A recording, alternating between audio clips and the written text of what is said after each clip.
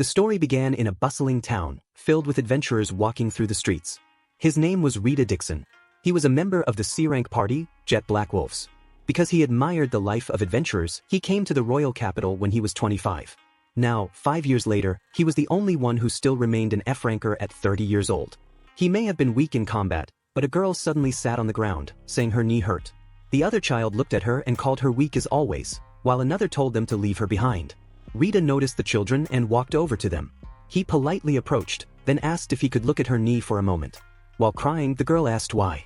Rita then healed her knee. The girl reacted in shock, realizing the pain was gone. Rita told her to keep it a secret. The girl happily agreed. She waved at him and thanked him with joy. Rita revealed that he had a personal skill called heals. He then murmured that he was a little thirsty. Rita also possessed an item box. While drinking, he wondered what Jill was thinking, suddenly calling him to the tavern. He thought perhaps it was about how they would rank their party up to be this time. After a while, Jill, the leader of the Jet Black Wolves, apologized and asked Rita to leave the party. Rita reacted in confusion. Jill coldly told him not to make that face. He said he had gone out of his way to speak kindly and even imitate manners for this talk. Then Jill bluntly declared that Rita was fired.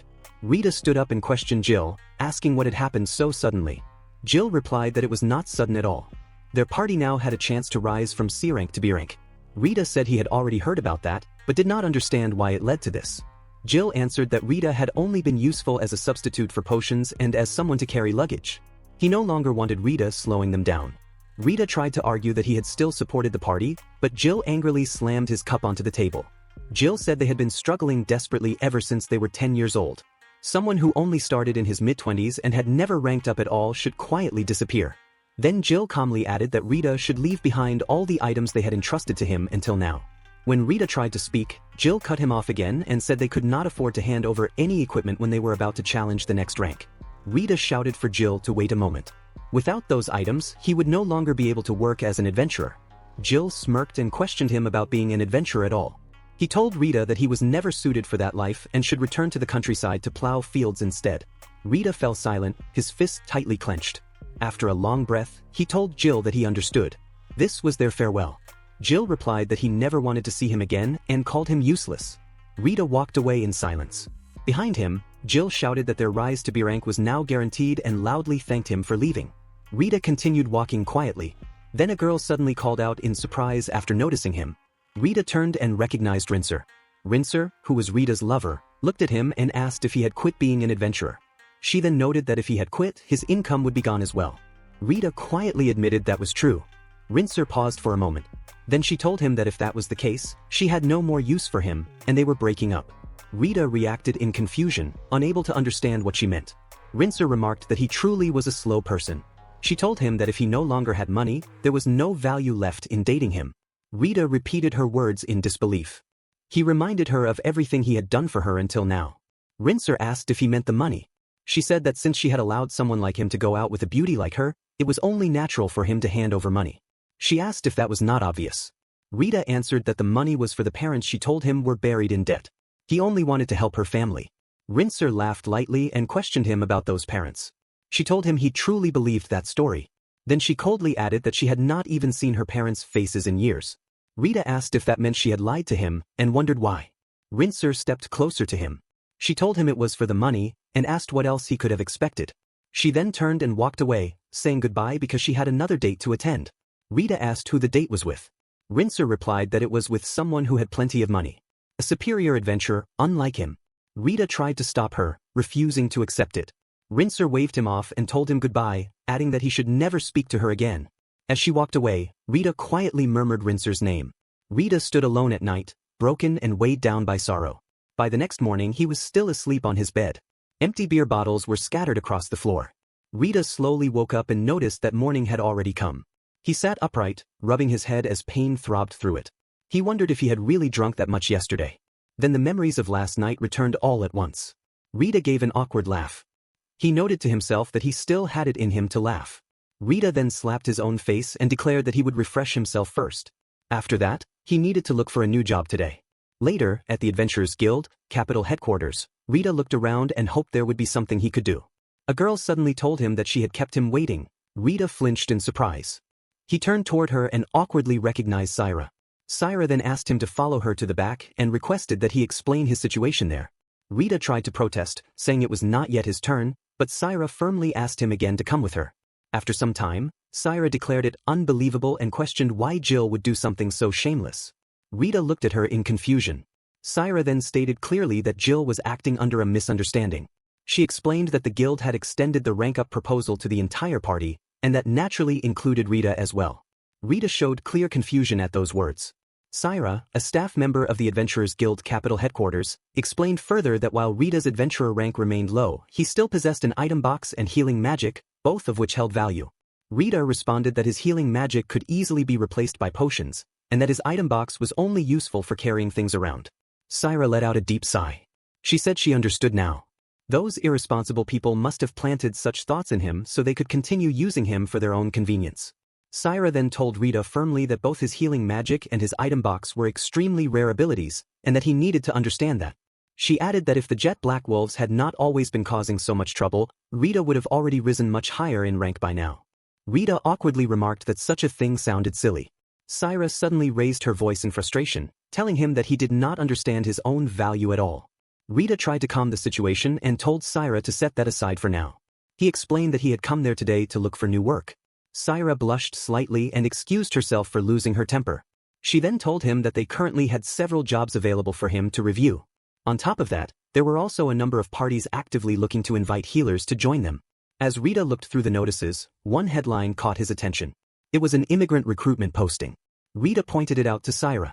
Saira apologized and explained that it was an immigrant recruitment notice that must have gotten mixed in with the others. Rita read the paper carefully and thought about the town of Amulus. Too many things had happened to him in this city lately. It might be good to start fresh somewhere else. With sudden energy, Rita declared that he would go to Amulus town. Saira reacted in surprise and tried to stop him. Later that night, beneath a peaceful sky, Rita sat alone beside a campfire. As he sipped from his cup, he quietly noted that spring might be close, yet the nights were still cold. There were still 3 days left until he reached Amulus, or so he guessed. Rita reflected that Saira had tried everything she could to stop him at first, yet in the end she warmly sent him off. He remembered Saira telling him that she had a good friend at the guild in Amulus, and asking him to take a letter of introduction with him. Rita noted that she had even handed him an introduction letter for the local guild. He thought she was truly a kind person. She had also arranged for him to travel halfway there on the carriage of a trader. Rita opened his item box and declared that tonight he would treat himself by grilling a thick slice of fine meat. Even while traveling like this, raw meat would not spoil at all. He then admitted that the item box was far more useful than he had once believed. Oil and milk, root vegetables, salt and pepper, and finally some bread were all brought out one after another. Those should do it, he thought. Rita began cooking the meat in the pan when a sudden stomach rumble echoed through the quiet night. He flinched and quickly noted that it had not come from him. Rita immediately grabbed his knife and cautiously asked if someone was there, telling them to come out. The figure remained silent for a moment before slowly stepping out from hiding. Rita looked over in surprise. A young girl with empty eyes and torn clothes stood there quietly. He put away his knife and muttered in surprise that it was a girl. Looking at her condition, he realized she was completely worn out. Rita gently asked if there was anyone else with her, such as her father or mother. The girl silently shook her head. Rita grew concerned. A child that young, alone in a place like this, surely had more behind her situation. He then asked if she was hungry and invited her to eat together with him. The girl gave no answer. Rita awkwardly urged her to come closer, saying it was cold over there. He added that this old man had been lonely by himself and would be glad if she joined him for dinner. At that moment, the girl's stomach rumbled again. Slowly, she began walking toward him. The girl ate with desperate hunger. Rita realized she must have been starving for some time. Then her stomach rumbled once more. Rita told her it was fine and encouraged her to eat some meat too. He assured her that this uncle still had plenty left. The girl looked at him with quiet amazement. After a while, they finished eating. The girl softly thanked him for the meal. Rita told her she was welcome. Since they had already shared a meal together, he decided to introduce himself properly. He told her his name was Rita Dykens, an adventurer of sorts. The girl simply introduced herself as Mina. Rita then asked Mina if she knew where her home was or if there was any other place she could go. Mina shook her head again. Rita looked troubled. He then asked if she wanted to come with him for now. He explained that he was heading toward a town called Amulus. Along the way, he would first stop by a smaller town nearby. Mina quietly asked if that was truly all right. Rita answered that it was. He then pointed out that her feet were hurting, were they not? He said he would treat them and asked if he could touch them. Mina replied that he did not have any medicine. Rita answered that he did not actually need any. He quietly focused on soothing the girl's wounds. In the next moment, Mina's injuries healed completely, leaving her stunned. She exclaimed that it was amazing and that it no longer hurt anymore. She thanked him again, though she hesitated over what to call him. Rita smiled and told her that just Rita was fine. With tears in her eyes, Mina happily agreed and thanked Rita once more. After that, he gave Mina some honey tea so her body would not grow cold. Then the two of them slept soundly together inside the small tent until morning arrived. The sound of wheels echoed through the quiet forest as Rita and Mina sat in silence on the moving cart. Mina suddenly expressed how glad she was that they had met someone kind like Rita. Rita answered with a small smile in agreement. The old man driving the cart spoke up and told them the place was already in sight. He pointed ahead and revealed that it was Melia. At last they had arrived. Rita thanked the old man sincerely. The old man brushed it off, saying he only did what he wanted to do. Soon after, another elderly man greeted them with curiosity, wondering what business a father and daughter had in such a remote town. Rita introduced himself as Rita Dixon and introduced the girl beside him as Mina. Mina politely greeted the man as well. The old man let out a soft chuckle and warmly remarked that she was a sweet little lady. He then introduced himself as Roji Melia, the mayor of the small town. Rita shook hands with him and told him they would be under his care for a few days. Roji then noticed Mina's condition and asked if she had even walked through puddles. He advised them to first wash her up in the inn's bath. He explained that if they continued straight ahead, they would find a store, with a woman running the inn and an old grandmother managing the shop. He told them to buy clothes and shoes there. Rita thanked him for his kindness.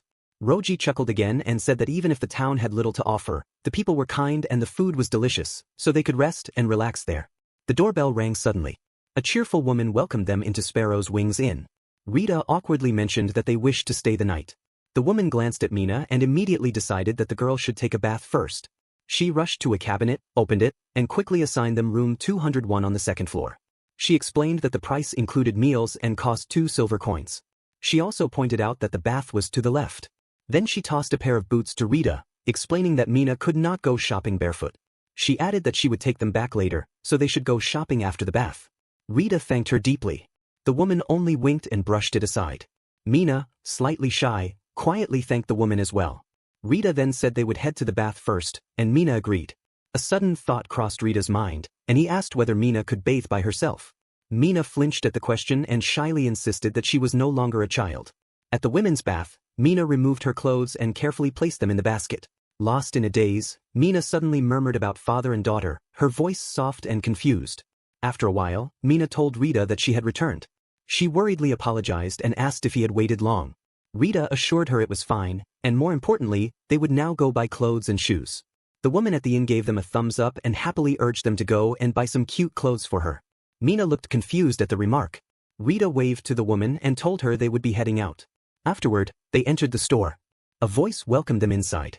Rita greeted the owner and explained that he wanted to buy clothes and shoes for Mina. The old woman reacted warmly and remarked about father and daughter adventures before calling Mina closer. Then she looked at Mina's worn clothing in surprise and asked why her clothes were so shabby and worn out. She wondered if the girl had no spare clothes at all.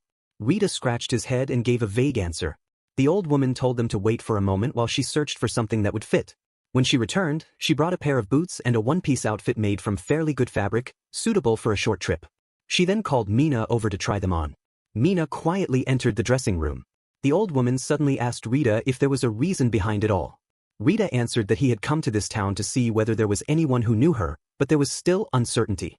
The old woman told him it was unfortunate, but she had never seen Mina before. Since it was a small town, all the residents were close and knew one another. Rita quietly asked if that was so.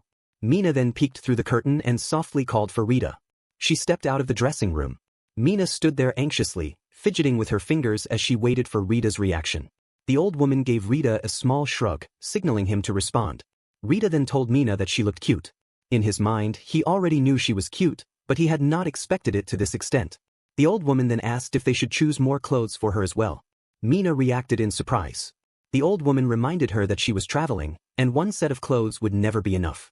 Rita gently patted Mina's head and told her they would take whichever clothes she liked. Mina began searching through the hanging outfits. After a moment, she shyly picked one and asked about it. The old woman answered positively and asked if she was sure she liked it, or if she wanted to see others first. Mina turned back to the rack and continued searching. Soon, she tried on another outfit and stepped out again, quietly asking how it looked. Rita told her it suited her very well. Mina blushed and could not finish her words properly. Rita then asked what would be next and told her to show them more. After a while, the old woman joyfully thanked them for their patronage and said she would offer one set of clothes as an extra service. Rita thanked her sincerely. They exited the store. Rita told Mina that he could store the items for her if needed. Mina shook her head. Then Mina nervously called Rita's name. Rita asked what it was. Mina smiled and thanked him for buying her clothes, saying she would treasure them. Rita told her she was welcome and suggested they return to the inn for their meal. They went back to Sparrow's Wings Inn. Mina and Rita gave thanks for the food together. Mina spoke with amazement, saying the demon pig steak was truly delicious. Rita agreed and noted that the pig seemed to be a specialty product of the area. It was the first time he had tasted such meat. The woman replied that it was their signature dish. She proudly added that the demon pigs raised in town were especially the best. However, she mentioned that some trouble had been happening lately. Rita suddenly asked what was going on, noticing how noisy it had become outside. The woman turned toward the unexpected commotion and said she would step out for a while. Rita peeked through the door and wondered what was happening outside. Then he flinched in surprise. Injured people were being brought in. An old man shouted for potions from the storage. Another man said he had brought light. Rita looked around in confusion at the large number of wounded people. Mina worriedly asked what had happened. One injured man cried out in pain while the old man urged another patient to hold on. The old man then approached the wounded and said he had brought herbal painkillers.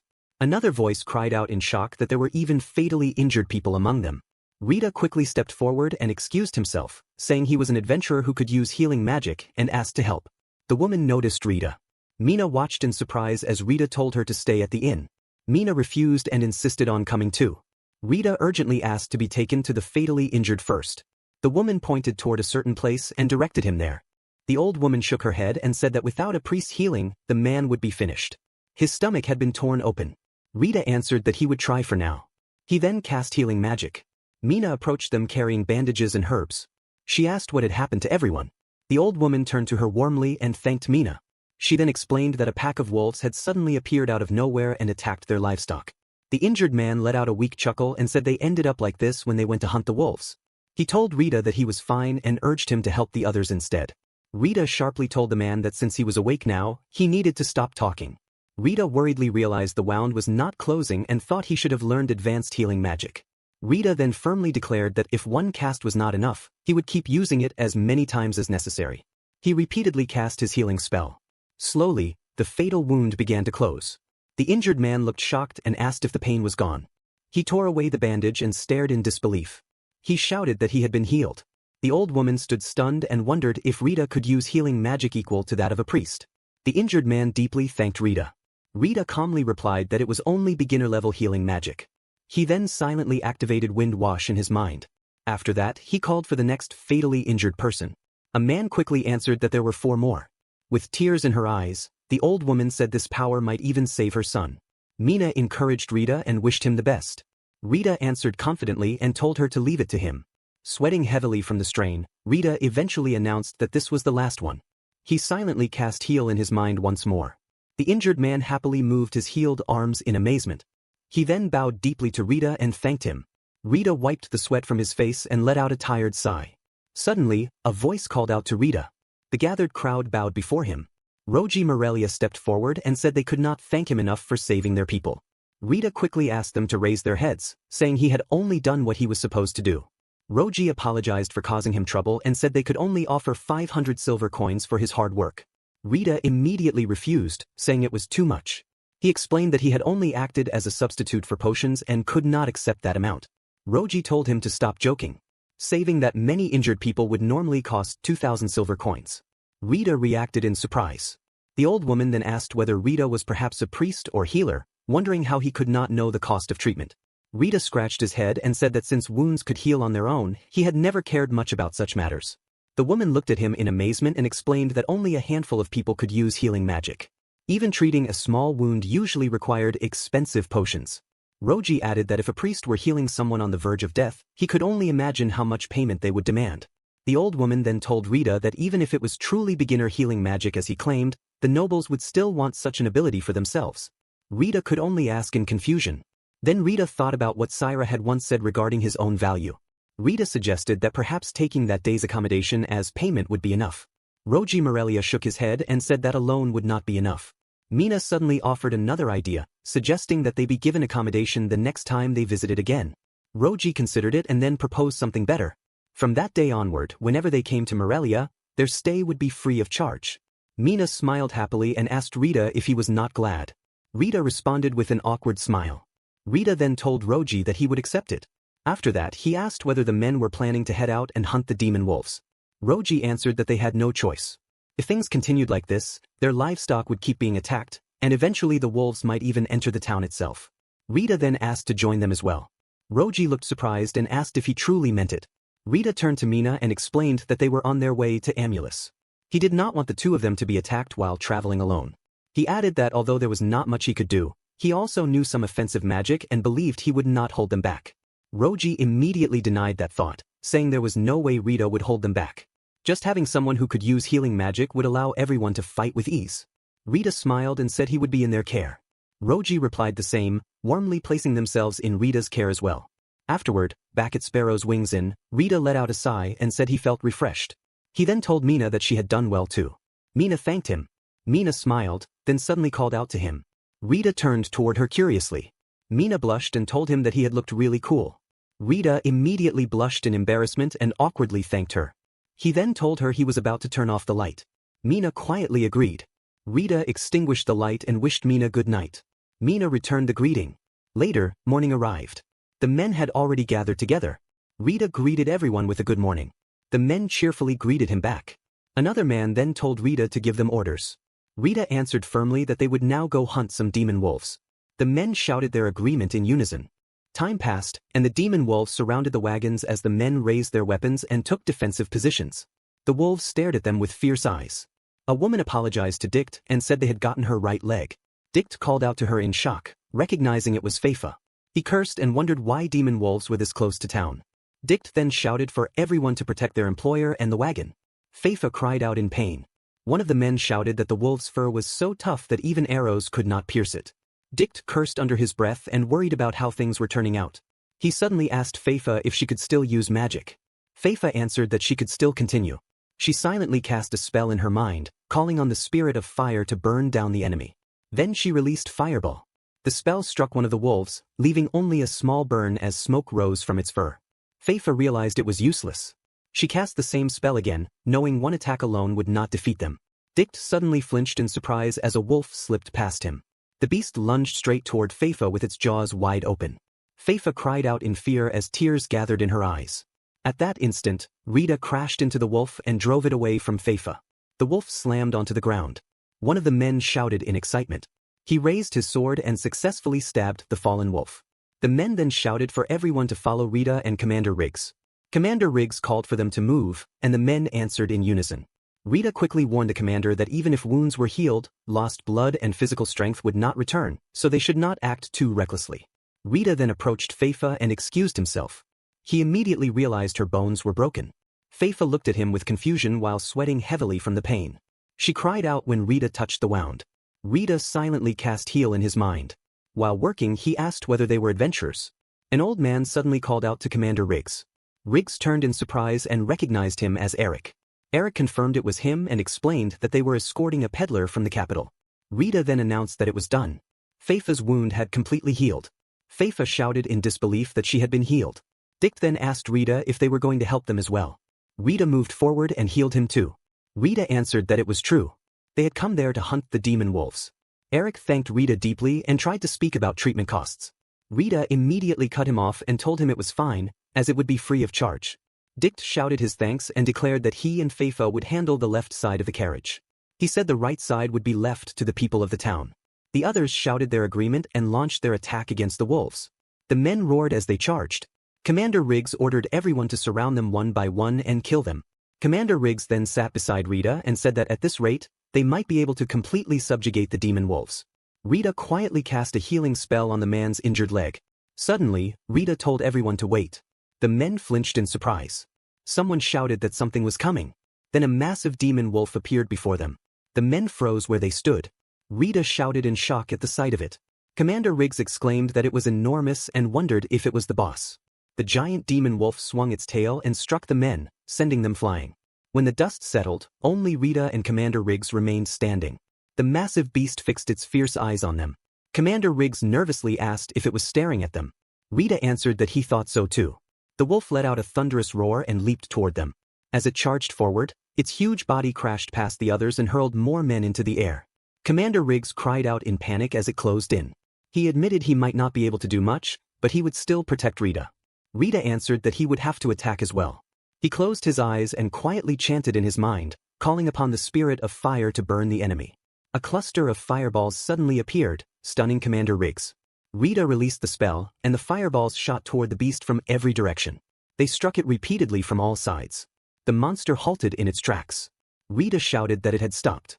Without wasting time, he chanted another spell in his mind, calling forth a spear of flame to pierce the enemy and burn it down. At once, a sharp lance of fire burst upward from the ground beneath the wolf and stabbed through its body. Rita unleashed Fire Lance. More blazing spears appeared one after another, piercing the beast again and again. Then, as suddenly as they had come, the fire lances vanished. Deep holes remained across the beast's body as blood burst from the wounds. The massive demon wolf released one final breath and collapsed lifeless to the ground. After the battle ended, Rita made his magic book disappear. The men stared at the fallen beast in shock. Feifa asked what that had been. Dict said it was Flame Lance, but wondered what kind of power it truly was. Commander Riggs told Rita that his magic was incredible. Rita looked at him with confusion. The commander explained that it was the first time he had ever seen something like that. Rita scratched his head and awkwardly said that even so, he was still only F rank. He was a mage after all. Meanwhile, Dict suddenly flinched and shouted for everyone not to get distracted. The remaining wolves were running away. Feifa immediately agreed and urged them to hunt down the rest. Rita quickly offered to help as well, asking them to take care of the wagon while he joined in. At the same time, back at Sparrow's Wings Inn, Mina worriedly said that Rita still had not returned. The old woman smiled and assured her that her father would likely come back safely. Suddenly, the woman called out to her mother and to Mina, announcing that they had returned. Mina flinched in surprise and rushed outside. From a distance, she stared at Rita with wide eyes. Rita smiled toward the gathered men, while Mina smiled in relief. Rita then noticed Mina in the crowd. She walked over to him, and Rita opened his arms to welcome her. Mina ran into his embrace and hugged him warmly, welcoming him back. Later that night, the people held a feast. The townspeople happily danced around a large campfire. Rita remarked that it was a celebration for the subjugation of the demon wolves. He added that ale after a job well done tasted especially good. He was also glad that Mina seemed to be enjoying herself. Roji Morelia suddenly called out to Rita and asked whether he was having fun. Rita answered that he was enjoying it. The mayor sat beside him and then brought up Rita's planned departure for Amulus the next day. At that moment, Eric Latcher loudly called out to both Morelia and Rita. Roji remarked that Eric had arrived at the perfect time. Eric apologized for forgetting to introduce himself earlier and explained that he was Eric Latcher from the Latcher Corporation. Rita introduced himself as Rita Dixon. Eric smiled and thanked him for what he had done that day. Thanks to Rita, all of his escorts were safe. Since the products were unharmed as well, he could now travel to Amulus without worry. Rita replied that he was glad to hear it. Eric then mentioned that he had heard from Roji that Rita planned to head to Amulus with his daughter. He offered that they travel together with his group. Rita asked if that was truly all right. Just then, a voice suddenly called to Rita. Mina stood there and asked him to dance together. Rita told Mina to wait, admitting that he could not dance. The woman pushed him forward and told him not to worry about that and simply go. Eric Latcher told Rita that they would see him tomorrow. Rita gave a brief reply and turned toward Mina, who was smiling at him. In his thoughts, Rita repeated the word dance. It had been a long time since he had last done such a thing. Mina moved her feet to the rhythm and laughed as she guided Rita through the dance. Rita awkwardly recalled an old memory, remembering that he had once danced with Rincer. A man jokingly shouted, asking what had happened to the town's hero and why his face looked so gloomy. Rita blushed deeply in embarrassment and shouted for them to stop calling him that. A laugh slipped from Mina's lips, causing Rita to look at her in confusion. In his thoughts, Rita knew there were things he needed to consider. He wondered whether it would truly be a good thing to bring Mina along with him. No one in Morelia had known her. His journey would end in Amulus. Mina then pointed out that Rita's face had turned very red. Rita continued thinking that there was no guarantee they would find anyone in Amulus who knew her either. If that were the case, then this town where she had begun to open up might have been enough. Rita suddenly called Mina's name. Mina looked at him with a questioning expression. Rita told her that he would be leaving for Amulus tomorrow. Mina smiled brightly and said she was looking forward to it. Rita stood stunned for a moment. Surprise crossed his face as he looked at her, and a quiet smile formed on his lips. Rita then told her that things would become difficult starting tomorrow, so they should sleep once the celebration ended. Mina happily agreed. When morning came, the townspeople gathered to see them off. Rita thanked Eric sincerely. Eric replied that they should help one another. The lady handed Mina some cookies they had baked. The old woman gently patted Mina's head and told her to eat properly. Mina thanked them both. Commander Riggs told Rita to please come again. Roji Morelia chuckled and said Rita would always be welcome there. Eric then told Rita that if he had finished saying farewell, he should climb aboard. Rita answered and got ready to leave. The townspeople watched as the wagon slowly departed. They shouted Rita's name and asked him to visit again someday, saying they would be waiting for him. The wagon rolled away from the town. Dick let out a sigh and said that being unable to do anything against the demon wolves showed they still had a long way to go. Pfeiffer agreed completely. Dick asked whether Rita was truly only F rank, even though he could use such amazing healing magic. Pfeiffer added that his offensive magic had been incredible as well. Dick then said with embarrassment that they were also F rank, but doubted they would ever make it to E rank. Rita encouraged him, saying he was still young and could make it. If he continued like this, he could even reach C rank or B rank someday. Dick smiled and said that if that were true, then he was glad to hear it. A man suddenly called out to the leader, warning that things might get dangerous from there onward and telling him to stay alert. Dick answered that it was work time. He then told Pfeiffer to move out. Pfeiffer agreed. The two stepped down from the wagon. Eric Latcher then told Rita that at this pace, they would arrive before evening. Rita looked surprised and asked if they would arrive by evening. He had heard it should take 2 days. Eric explained that 2 days would have been by the old route, when travelers had to go around the mountain. Now they could go straight through because a bridge had been built and a new route had been established, making travel much easier. Rita let out a sigh and remarked that the development of Amulus was truly something else. Their journey continued peacefully as Mina and Rita enjoyed the freshly baked cookies. Suddenly, the wagon came to a halt. Rita turned his head and saw walls rising in the distance. He remarked that it was a town. Mina asked if it was Amulus. Rita observed that a large number of people were working on the half-finished outer wall. Eric explained that since the town was still under development, there were not many buildings yet. Even so, it was a lively place. Rita agreed, saying it seemed that even if becoming an adventurer was not an option, there were many other jobs to do there as well. Eric said they would reach the town shortly, and if any trouble arose, Rita should leave it to the Latcher Corporation. He added that he would definitely repay the favor he owed. Rita looked at him in confusion and asked what favor he meant. Eric explained that it was because of the demon wolves. Thanks to Rita, he could now trade without worry. Rita replied that he also wanted to thank Eric for allowing him to ride the carriage into town. If Eric was ever troubled, he would help him as well. Rita then suddenly noticed that Mina had been quiet for some time. Mina had fallen asleep peacefully beside him.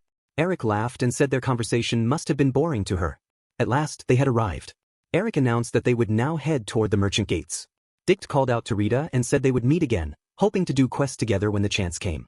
Pfeiffer also bid farewell to Mina. Rita said they had been in their care and offered his farewell in return. Rita then told Mina that they were finally entering Amulus.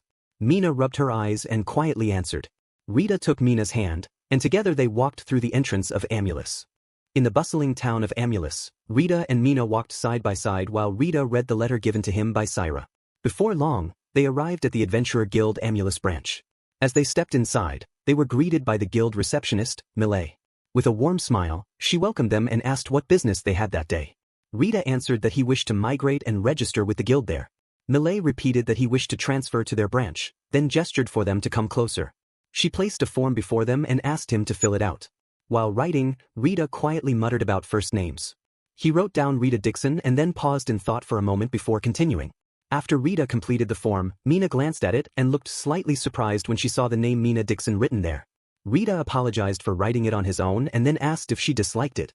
Mina shook her head and softly answered no, thanking him instead. Rita thought that if he found any blood relative of Mina in this town, he could simply explain the reason at that time. Rita then suddenly remembered something else and handed Melia the letter. He explained that it was an introduction letter from the guild in the capital. Melia said she would take a look. The moment she read it, she reacted in surprise. She explained that it was not a letter of introduction at all, but a letter of recommendation, and on top of that, it was from Syra. Mina asked if that was something bad. Melia quickly replied that it was the opposite. It was even better than a normal introduction letter. She then turned to Rita and said that the letter mentioned it, but she wanted to confirm whether he could truly use healing magic. Rita simply answered yes, though he added that he could only heal. Melia then mentioned that there was also a healer's guild. Rita replied that he had been an adventurer all this time, so he intended to remain one. Melia explained that even beginner-level healing magic made him valuable simply because he could use it. She then asked whether he could immediately begin taking requests starting the next day. Rita reacted in surprise and asked her to wait a moment. They had not even decided where they would stay that night. Melia then told him there was an inn affiliated with the guild and advised them to go there. She leaned closer and quietly added that, of course, the guild would cover the fees, and he would also be allowed to read the magic books owned by the guild for free. Rita awkwardly thanked her very much. Melia smiled and asked if he would then be accepting requests. Rita answered yes, though he added that his healing magic could only replace a few potions. Melia bowed politely and said there were no problems at all. She thanked him sincerely. Rita modestly replied that it was nothing. Melia then handed him another letter and explained that it was an introduction letter for the inn. Rita thanked her once again. Later that night at the inn, an old man laughed loudly and said that he had finally arrived, calling Rita warmly. He introduced himself as Riggs Doran, the owner of Bearded Dwarf Inn. The girl beside him politely greeted them and introduced herself as Mirin. They were dwarves. Rita introduced himself as Rita Dixon. Mina also introduced herself. Rita explained that Mina was a little shy and asked Mirin to get along with her. Mirin brightly agreed.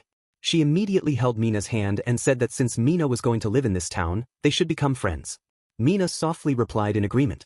Riggs smiled and remarked that his daughter seemed to like Rita's daughter very much, and that made her happy.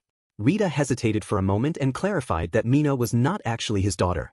Riggs looked slightly surprised, then calmly said that when someone was an adventurer, there were often many circumstances behind such things. He added that he did not care about the details. If Rita was taking care of her, then that alone was what mattered. Riggs then informed Rita that their room would also be the same room. Rita replied that it was not a problem and said they would be in his care from then on. Riggs happily answered that they felt the same way. Since they were living under the same roof, Rita could treat them like family. Riggs then called for Mirin and instructed her to show them their room, as well as the toilet and bath. He ruffled Mirin's hair and told her to eat together with them afterward. Mirin replied that she already understood. Then, without warning, she grabbed Mina's hand and cheerfully pulled her away. Mina, slightly surprised, called out after her. A little while later, Mirin returned and loudly apologized for the wait. She announced pilaf, salad, and soup filled with plenty of meat. She set the dishes on the table and sat beside Mina. Together, they spoke in unison and began to eat. Mina lifted a spoonful of soup to her mouth and reacted with delight, saying it was delicious. Mirin chuckled proudly and praised her father's cooking. Mina recognized the meat at once, saying it was Morelia's demon pig. Rita added that the heat was perfect and the flavor was wonderfully rich. The slightly salty taste of the pilaf made Rita forget the tiredness from the long journey. Rita told Riggs Doran that he was impressive. When Rita thought of dwarves, blacksmiths were the first thing that came to mind, yet Riggs could even create food of this level. Mirin explained that her father used to make swords in the past, but after she was born, he became a cook instead. Rita told Mirin that her father was amazing. Mirin proudly smiled and said she already knew. Afterward, they returned to their room. Rita remarked that Mirin was a nice child. Mina smiled and agreed, saying she had become friends with her. Rita said that was good to hear, since they would be staying there for a while. Suddenly, someone knocked on the door. Rita answered, and Mirin cheerfully opened it, inviting Mina to join her in the bath. The next day, Rita healed a man's wrist.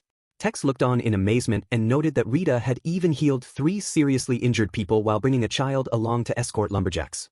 Tex wondered what kind of person he truly was. Rita chuckled and apologized, saying they had only arrived the day before, so he could not leave Mina alone. Tex smiled and told Mina that she surely had a good father. Mina thanked him politely and called him uncle. Tex jokingly cried out and protested, telling her to at least call him older brother, since he was only 40 years old. The man standing behind Tex remarked that he was already quite old. Another man added that he was more like a grandpa. Tex immediately threatened them and asked if they wanted to fight. Tex then grabbed Rita and asked whether Rita was also an uncle to Mina. Mina fell silent for a moment, thinking deeply. Then she smiled and said no, he was Rita, not an uncle. Rita let out an awkward chuckle and thanked her. After a while, they arrived before a stretch of towering trees. Rita looked ahead in surprise and asked what this was. Tex replied that he would leave it to Rita. Rita stared at him in confusion, wondering what exactly Tex meant. Tex scratched his head and explained that he simply thought a mage might be able to do something about it. Rita pointed toward the trees and asked if he only needed to bring them down. Then he immediately said there was no way he could do that. Rita paused and thought deeply for a moment. Then he said that maybe he could at least give it a try. Tex responded that this was what he expected from him. If Rita had thought of something, then he should try it. Rita agreed, but warned everyone not to stand in front of him. Silently, Rita cast a spell in his mind, calling on the spirit of wind to become a blade and sweep as widely as possible. A powerful gust burst forward and sliced through the towering trees, sending many of them crashing to the ground. Rita looked at the result and admitted that it had been too powerful. The adventurers behind him stood frozen with their jaws dropped in shock. Mina softly murmured that Rita was amazing. Tex shouted in disbelief, saying he had asked Rita to do it, but not to that extent. One man asked in shock if that had really been Windblade. Another questioned whether it was not supposed to be beginner-level magic. Tex jokingly slapped Rita on the chest and said that Rita's version was clearly not at the level of a normal Windblade. The man beside him joked that they would all lose their jobs at this rate. Another suggested that Rita should just become a lumberjack instead. Rita, embarrassed, replied that he was only feeling lucky lately. Tex then said he had heard that magic power depended on how much mana a person possessed. He wondered just what was going on with Rita's magic power, though he decided to leave that matter there. He then pointed out the real problem, asking what they were supposed to do with all the trees. The wagon could not possibly carry everything. Tex suggested that since they still had time, they could haul them back little by little. There were around 30 trees in total. Rita then cast another spell to restrain them. He called out Chain Bind. At once, numerous chains appeared and tightly wrapped around the fallen trees. Rita gave a small wink and revealed that he actually had an item box. He activated it, and the cut trees were pulled inside one after another until none were left behind. The men standing behind him dropped their jaws in shock once again. Tex stared at him and said Rita really could do anything. The men quickly gathered around him. Mina quietly watched Rita. She thought back to when they first met. At that time, she had been wary, believing he might be a frightening person. But after getting to know him, she realized that was never the case. He had taken care of her when she knew nothing except her own name. He always looked after her and had been the kindest person to her. He was completely different from the healers she had known before. Suddenly, Tex announced that they would head back sooner than planned. He ordered everyone to load the remaining materials and prepare the wagon. They began getting ready to return. Mina remembered that the healers she had met in the past only ever spoke about money. Rita, however, only worried about the people he healed. Rita turned to Mina and told her that he would go help them, so she should wait for a while. Mina answered for him to go ahead. Mina smiled. She was truly happy to have met such a kind person. She knew that Rita had been asking about her family. He had asked Melia and Rigstoran as well. Mina looked up above and quietly murmured about the moon. Then she softly repeated the word family. She wondered what would happen if the truth came out. He might stop smiling. He might come to hate her. He might leave and go somewhere far away. She did not want that. Rita then called out to Mina and told her to come as they were heading back. Mina answered that they would return. Silently, within her heart, she wished to stay with Rita forever. Back in town, a mysterious figure watched them from a high place. Rita and Mina walked side by side, unaware that eyes were fixed upon them. The figure's dark gaze followed them closely. Mina laughed as she held onto Rita. Then, without making a sound, the mysterious watcher vanished from sight. Later, in the forest, the beasts defeated by the adventurers lay lifelessly across the ground. Rita quietly healed the injured man. The man gratefully told Rita that he had saved them. He had heard about it from his little sister, but Rita's healing spell was truly amazing. He had been on the verge of death. Rita wondered who he meant by little sister. The man pointed toward his eyes and signaled him to look. Melia immediately came to Rita's mind. Rita realized it was Melia. He then asked if that meant he was Iron. Iron smiled and gave a thumbs up. Iron admitted the situation was troublesome, saying it was hard to believe such huge monsters had appeared there. Rita asked if he meant this place that was only an hour away from town. Iron explained that he had only seen small monsters in that area before. Mina suddenly mentioned that demon wolves had also appeared in Melia. She clenched her hands with worry. Iron fell into deep thought, then guessed that maybe there had been some kind of turf war. Rita asked what they would do now, leaving that matter aside. Iron answered that they would sort out the cargo and repair the carriage. They would camp there for the day and then head to Amulus. Rita said they would be going back while the sun was still up. Iron smiled in understanding and asked them to take care. Rita and Mina waved goodbye and slowly began walking back. Rita yawned. Mina asked if he was all right and whether he was sleepy. She reminded him that the night before she fell asleep, he had still been studying magic from the guild's book. Rita replied that he was fine and had slept before it became too late, thanking her for worrying about him. Suddenly, a loud sound broke the quiet forest. Rita looked startled. Mina worriedly asked if it had come from deeper inside the forest. She quickly pointed out a path nearby and said they should go check, but if it was dangerous, they would turn back. Rita agreed. They followed the path, and Rita soon noticed something troubling. Dead beasts were scattered across the ground. He stared at the scene with concern. Rita then noticed someone and asked if he was all right. The man turned toward him. Rita looked surprised when he realized they were elves, wondering why they were near a human village. The elf man shouted for him not to come any closer. Rita immediately tried to calm the situation, saying he had no intention of harming anyone. He thought to himself that he knew elves hated humans, but he did not understand why it was this intense. Then Rita suddenly noticed something else and looked shocked. It was a child. He quickly asked what had happened to him. The child whimpered in pain. The elf man shouted that it was their problem, and they would resolve it themselves. Mina worriedly said that the child seemed to be suffering. Rita told them that he could use healing magic. The elf man firmly refused, saying there was no way he could trust a human. Rita pleaded with them to trust him for now and allow him to look at the child. The elf woman said she appreciated that he felt that way, but the child had been poisoned by a ruby tiger. She explained that healing magic alone would not be enough. Rita quickly answered that he could also use antidote magic. The elf woman turned to him in surprise. Then she desperately begged him to look at her son. The elf man shouted her name, Edith. Edith cried out to Claus, saying that at this rate, the child would die. Rita immediately ran past them. Claus raised his arrow and shouted at the human. Mina quickly stepped in front of Rita and shielded him with her body. She declared that if Rita did anything strange, he could attack her first. Then everything would be fair. Claus reacted in surprise. Rita thanked Mina and announced that he would begin. In his mind, he thought of antidote magic and felt grateful that he had learned it from the guild's magic books. He believed he should prioritize learning every healing and treatment type spell. Rita cast the healing spell. The elf child was sweating heavily in pain. Edith muttered in relief as she looked at the child's face. Slowly, the child's expression brightened and relaxed. Claus softly murmured Kate. Mina sighed in relief and thanked the heavens. Claus suddenly bowed to Rita and apologized. He thanked him sincerely from the bottom of his heart for treating his son. Claus then admitted that they did not have enough money to pay the treatment fee. Rita told him not to worry about it. He said he was only an adventurer who could use healing magic, after all. Rita then added that if Claus truly wanted to repay him, he could simply report to the Adventurer Guild in Amulus that the quest had been completed. Rita handed them a paper showing the request fee. Claus read it and reacted in surprise at the silver coins listed. Edith said it was even cheaper than the potion they had purchased before. Mina explained that monsters had recently increased, and prices were only going to rise further. Rita then asked about the potion. He wondered why they had purposely come to a human town when the elves were supposed to have an elixir passed down among them. He had also heard that it was far more effective than potions. Claus then revealed that the elixir had run out. Rita asked in surprise if it had run out and wanted to know what had happened. Claus replied that it was because of a dragon. Rita reacted with shock. Claus explained that recently, a black dragon had appeared near their village. It had attacked them without warning. Edith added that the warriors fought back and somehow managed to drive it away, but the damage was far too great. The elixir had also been completely used up, and many warriors were still suffering from their injuries. Claus said that in their current condition, if they suffered another attack, they might be forced to abandon the village. Mina quietly called out to Rita. He smiled and gently patted her head.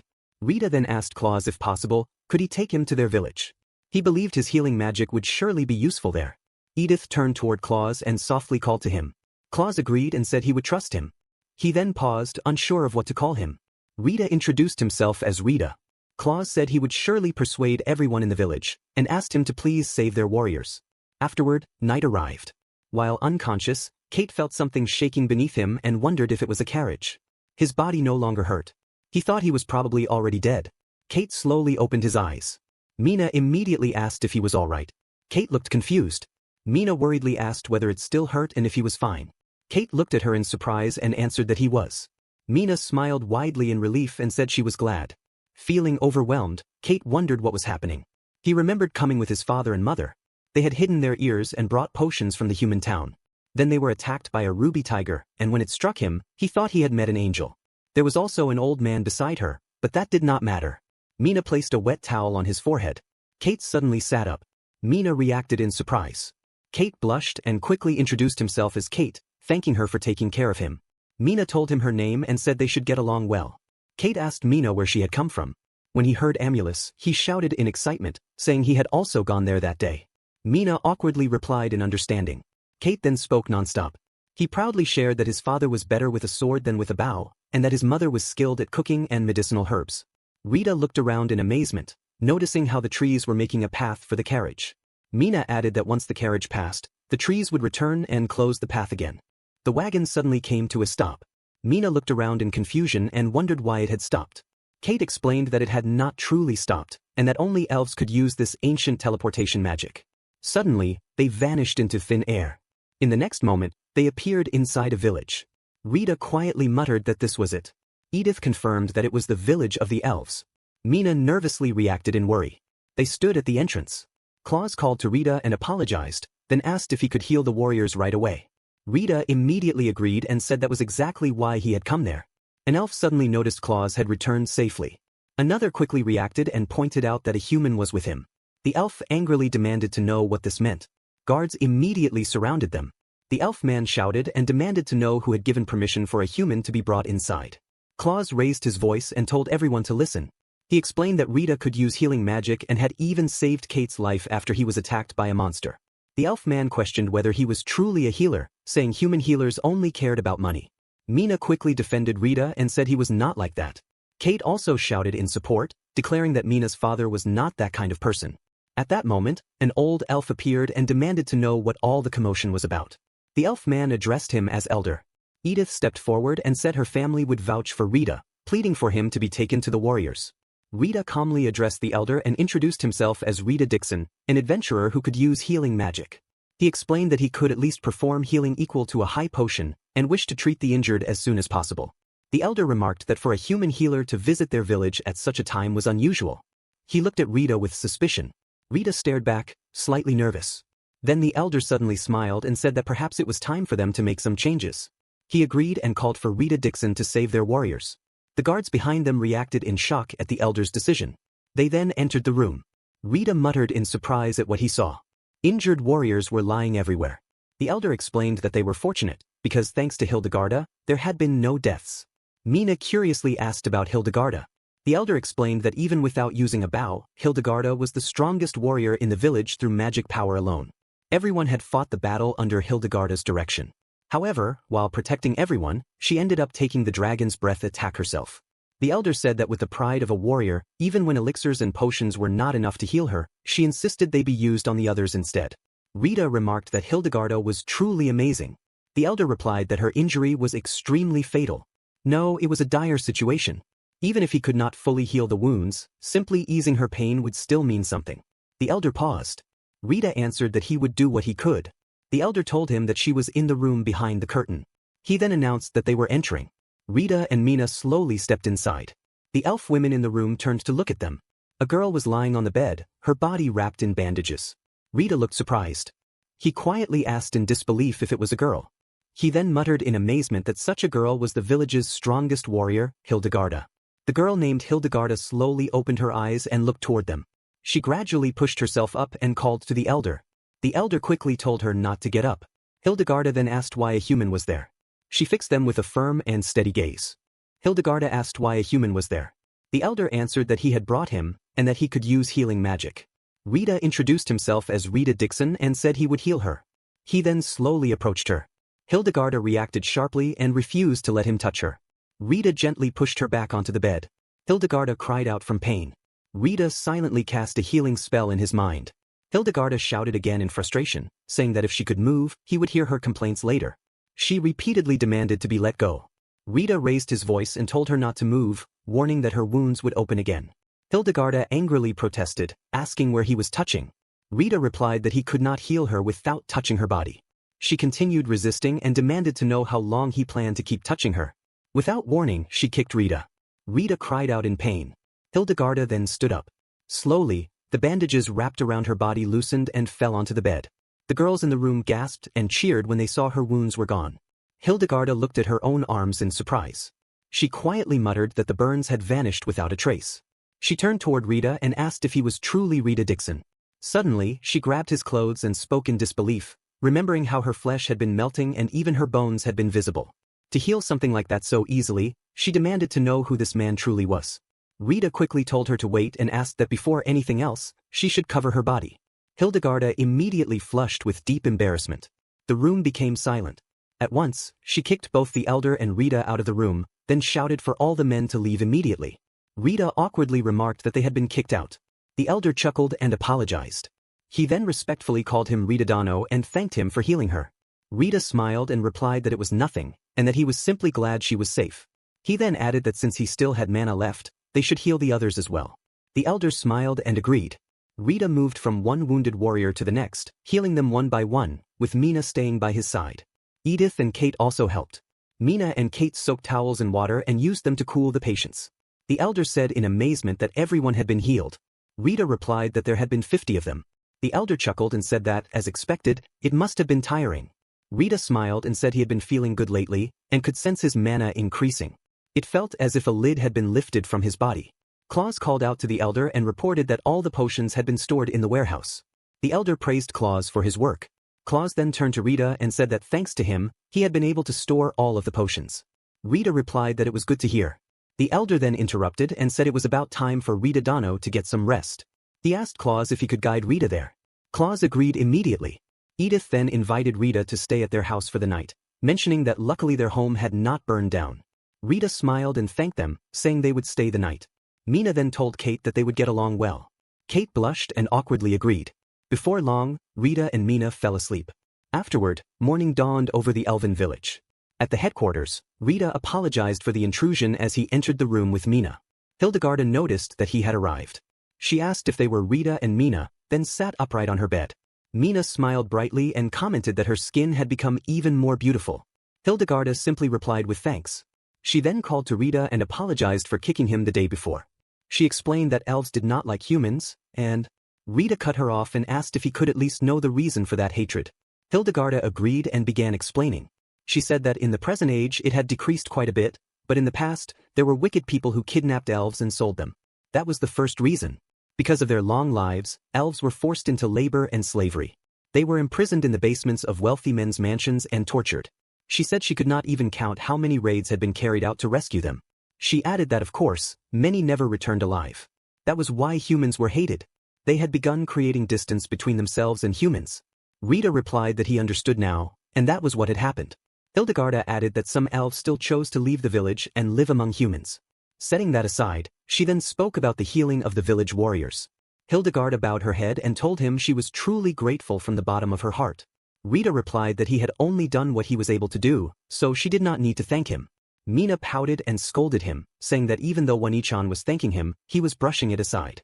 Rita scratched his head and said he understood, and that he accepted her gratitude. Hildigarda said that was how it should be. She then pointed at Mina and said she had heard Mina had also worked hard together with Kate. Hildigarda pulled Mina closer and said she would give her a hug as thanks. Mina softly reacted in surprise. Hildigarda smiled and pulled Mina into a warm hug. She said that although she hated humans, for these two she would allow them to call her Hilda. Mina turned toward her and repeated the name in surprise. Hildigarda reacted happily, saying Mina was extremely cute. She hugged Mina even tighter and excitedly added that she would even allow her to call her One-chan. Mina happily thanked her and called her Hilda One-chan. Rita smiled to himself, glad to see the two getting along. Hildigarda suddenly flinched in shock. She asked if he was perhaps thinking that she was the same age as Mina. Rita looked at her in confusion. Hildigarda said she could understand him treating her like a child, and she could not say much about it. But suddenly she raised her voice and declared that she still would not accept it. Though her growth was slow, she was still 316 years old. Mina reacted in amazement and praised Hilda One-chan, wondering how she had lived for so long. Hilda chuckled and said Mina should show more respect. She added that she was still young for an elf. The elder was already 1,000 years old. She then continued, saying that the elder of the next village, which took about a month to reach, was said to be 2,000 years old. Rita's jaw dropped in shock, while Mina silently mouthed her amazement. Suddenly, Hildigarda's ear twitched. Mina asked what was wrong, calling her Hilda One-chan. Rita curiously wondered if it was running sounds. Hilda said she hoped it was not bad news. Suddenly, Claus burst into the room and urgently announced the disturbance. He said it was here. Hilda immediately asked if it was the Black Dragon. She quickly ordered Claus to get ready. Claus answered at once. Hilda then turned to Rita and Mina, thanking them for their time. She said she had to go and fight. Rita worriedly tried to stop Hilda, saying that even if she had been healed, she had still suffered such heavy injuries. He asked if she was truly planning to go. Hilda playfully punched him and declared that she was the village's strongest warrior. If she did not fight, then who would? Rita stared at her in silence, thinking deeply for a moment. Then, with quiet determination, he said that he would go as well. Mina's eyes widened in surprise as she called out to Rita. Rita said he could at least support them with healing magic. Mina immediately declared that she would go too. Rita turned to her and firmly told her that he would come back safely, so she should stay there. Mina agreed, telling him that he had to return safely. The warriors gathered at the center of the village, tense and silent. Hilda raised her voice and addressed the brave elves. She declared that their enemy was the black dragon that had burned their village and harmed their friends. She said she understood that they were afraid, because she felt the same. But if they ran away, then who would protect their village and their companions? She shouted for them to place all their pride into their arrows and bring the dragon down. The warriors roared in answer. Hilda declared that they would not lose this time, and that victory was in their hands. With renewed spirit, the warriors lifted their bows high with a cheer. Hilda then announced that it was here. She ordered everyone to move into position, with the archers ready. The black dragon flew toward the village, its eyes fixed on the land below. Rita, slightly nervous, muttered that this was the black dragon. The dragon soared high above them, watching carefully from the sky. A voice shouted that it had arrived and gave the order to fire. The archers released a rain of arrows toward the dragon overhead. They continued firing, and several arrows struck true, piercing the dragon's wings and body. The dragon roared in pain. Hilda shouted that for now, they had to bring it down. The archers continued firing without pause. Smoke began to gather inside the dragon's mouth.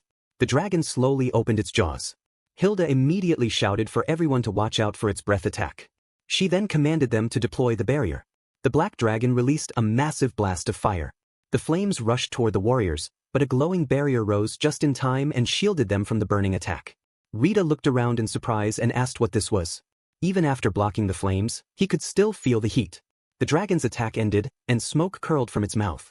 The warriors stood firm, staring at the beast as they waited for the next command. The smoke slowly cleared from the air. The black dragon looked down at them, then began rising higher into the sky. Hilda loudly gave the order to fire. The archers unleashed another storm of arrows. Suddenly, the dragon stopped in midair. Hilda warned everyone that it was about to use its breath again. The black dragon unleashed another blast of fire. They quickly activated the barrier once more, protecting the group again. Rita wondered how long they would have to keep repeating this. Hilda told Rita that she felt sorry for dragging him into this battle. Rita replied that he had been the one who asked to come. Hilda said that even so, she was relieved to have a precious healer like him there. She added that after defeating the black dragon, she would reward him from the village's collections. Rita said that now she was truly making him feel like an adventurer and that he was looking forward to it. Hilda raised her voice again and declared that its breath attack was about to wear out. She ordered the archers to ready themselves and fire. Another wave of arrows was launched into the sky. Rita stared at the black dragon above and thought that the arrows were definitely hitting it, and it was taking damage. But he still wondered if they could truly defeat such an enemy. He paused, then strengthened his resolve. No, they would win for sure. The black dragon unleashed another blast of fire, crashing into their barrier. Sweating heavily, Rita shouted that at this rate, they would be cooked alive. He quickly cast a healing spell on Hilda's burned shoulder. She already looked exhausted. Rita loudly asked if anyone else had burns. In his mind, he realized that even without being struck directly by the dragon's breath, the intense hot air alone could cause burns. Because of that, many injured people had appeared. The dragon's attack finally stopped. Hilda raised her voice and declared that its breath had worn out. She ordered everyone to take aim and fire. The archers released another volley of arrows. The black dragon flew wildly, trying to avoid them, but several arrows still struck its body. It let out a furious roar. Hilda gave a short laugh and remarked that the foolish dragon was becoming truly irritated. She said it did not even notice the condition of its own wings, and that in the end, it was still just a lizard. Rita looked confused and asked about its wings. He focused on the black dragon's wings and was surprised to see that they were already badly torn. Rita shouted that its wings were severely damaged already and wondered if everyone had been aiming for that from the start. Suddenly, smoke began gathering inside the dragon's mouth. Its stomach swelled as the smoke thickened. Rita nervously asked what that was. Claus warned him to stay on guard, saying it was the dragon's trump card. Hilda immediately shouted to everyone that flame bombs were coming. She ordered them to deploy the barrier. The dragon opened its jaws and released a massive ball of flame. The ground shook violently from the impact. Far away, Mina cried out in shock and asked what had just happened. Kate quietly said it was a loud noise and heavy vibrations. He then confidently assured her not to worry, saying he would protect her. The elf woman gently patted Mina's head and told her not to worry. She reminded her that Hildigarda, Claus, and Rita-san were there. She suggested they pray for everyone's safety. Mina closed her eyes and prayed for Rita, hoping he would do his best and return safely. The massive ball of flame struck the barrier. Hilda ordered them to strengthen it, declaring that 2 barriers would be enough to stop it. Rita then announced that the injured had already been treated, and that he would help as well. He said he would supply mana to the barrier. The barrier held firm, shielding them from the fiery blast. One warrior smiled and declared that they would win like this. Another shouted that they should keep going. Rita then suddenly noticed the black dragon preparing another attack. He immediately called out to Hilda, urging her to look. Hilda shouted that this was bad. 2 shots in a row. She cursed the black dragon, wondering if even while its own body was injured, it still planned to burn them all down. The dragon opened its mouth once more. Hilda's voice rose with alarm as she declared that this was not good. She said there had never been a dragon so reckless until now. The dragon unleashed another attack. Hilda called out to Rita and told him that even if only he could escape, he needed to run from there. Rita immediately refused. The barrier cracked under the impact. Hilda shouted for everyone to pour more mana into it, warning that at this rate it would not hold. The barrier shattered. Rita stared at it in shock. The flame bomb slowly pushed forward through the air, heading straight toward them. Rita fixed his eyes on it and firmly declared that he would not die in a place like this. He could not die. He would return alive. Silently, he began casting a spell within his mind, calling upon the spirit of the wind. Suddenly, a fierce wind swirled around him. A wind spirit appeared behind Rita, and its glowing hands passed into his body. The spirit unlocked a hidden seal, releasing thick black smoke from within him. The wind spirit quietly urged Rita to do his best. Black smoke poured from Rita's body, growing darker and stronger as the seal continued to open. Rita focused and continued chanting in his mind, calling for it to become a shield. A massive gust of wind surged forward, forming a powerful barrier that protected them from the incoming flame bomb. Hilda gasped in shock at what she had just seen. Rita wondered what had happened to the heavy weight on his heart. The lid was gone and he felt light. His mana was overflowing, and he felt as if he could do anything at that moment. Rita chanted again in his mind, calling on the spirit of the wind to become an invisible blade and dance. Then, out loud, he roared that he would bring down that cursed lizard. The wind blade launched toward the black dragon, tearing through the air. It struck the black dragon's wings. The creature shrieked in pain as one wing was cleanly severed. It twisted violently in the sky, lost balance, and fell. With a thunderous crash, the dragon slammed into the ground. It rose again and roared in fury. The black dragon tried to open its mouth to attack once more. Claws smirked and declared that it could no longer breathe because its fangs were broken. It could no longer fly because its wings had been cut. Right now, it was nothing more than a giant lizard. Hilda raised her voice and commanded everyone to act now. Rita cast another spell within his mind, calling for it to bind the dragon. Then he shouted the spell's name. Thick vines burst from the ground, wrapping tightly around the dragon's body and pinning it in place. Hilda turned toward Rita in shock. In her thoughts, she wondered what kind of man he truly was. She had believed he was unreliable. Yet he had the courage to stand before a dragon and fight it directly. She had thought he was only skilled in healing magic. But he had just blocked the dragon's breath and cut its wings with a single spell. Hilda trembled with excitement as she thought she had never seen such a human. No, such a man. Just watching him filled her with excitement. Hilda suddenly called Rita over and told him they would finish this together. She held out her hands and told him to pour his wind magic into them. Her heart pounded rapidly. As Rita held her hands, she blushed slightly. Rita, somewhat nervous, asked if this was right. Mana surged between them. Hilda shouted for more, demanding as much as he could give. Rita shouted back in agreement and urged her to do it. A powerful surge of wind magic gathered at the tip of her arrow, shining brightly. Hilda raised her voice for all to hear and declared that the black dragon that had harmed their village would be defeated by Hildigarda Edera and Rita Dixon. She released the arrow. It flew toward the dragon. The dragon looked at the approaching arrow with widened eyes. The arrow struck its head with a deafening explosion. Wind burst outward in every direction.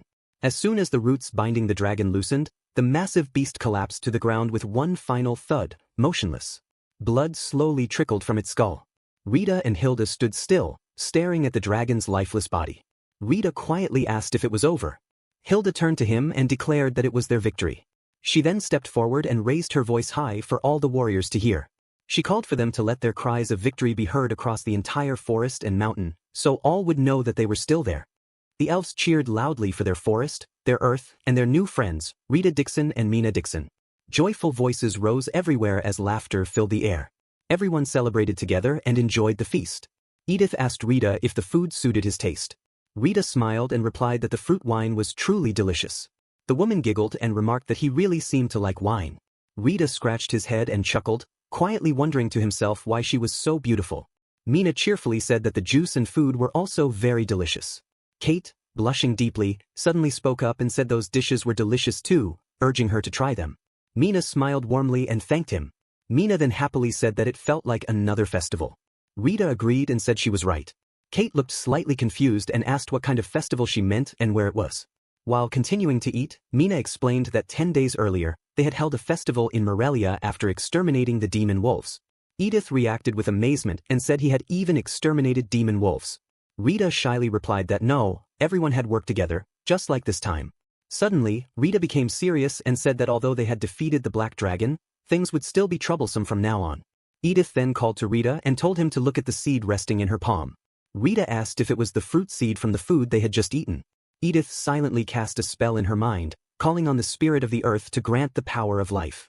Suddenly, the seed began to grow. Mina cried out in surprise and praised Edith. Edith smiled and explained that elves were skilled at helping plants grow. She added that it would still take around 3 years for the great tree to fully return to normal, though other trees would grow full leaves again in summer. The elder suddenly approached and apologized for making Rita Dano wait. Rita replied that he had been wondering where they had gone. Claus then explained that they had been discussing his reward. The elder said that even if they rewarded him from the village's storage, it would only amount to a small sum. So instead, they had decided to give him 30% of the money earned after selling the black dragon. Rita shouted in surprise, wondering if that was far too much. The elder replied that Rita had done tremendous work, and they had even thought it might still not be enough. Claus then told Rita to please accept it, adding that it would also be for Mina's future. Rita paused and fell into deep thought. After a moment, he said that he understood and would use the reward wisely. Claus suddenly remembered what had happened earlier when Rita used his item box to store the black dragon. He had already been surprised by the wind barrier and wind blade, but Rita's item box also had an incredibly large storage capacity. Rita shyly admitted that he had thought it would become full after putting the dragon's wings inside. The elder said that thanks to him, they did not even need to dismantle the dragon. They could take it to the human town in excellent condition as it was.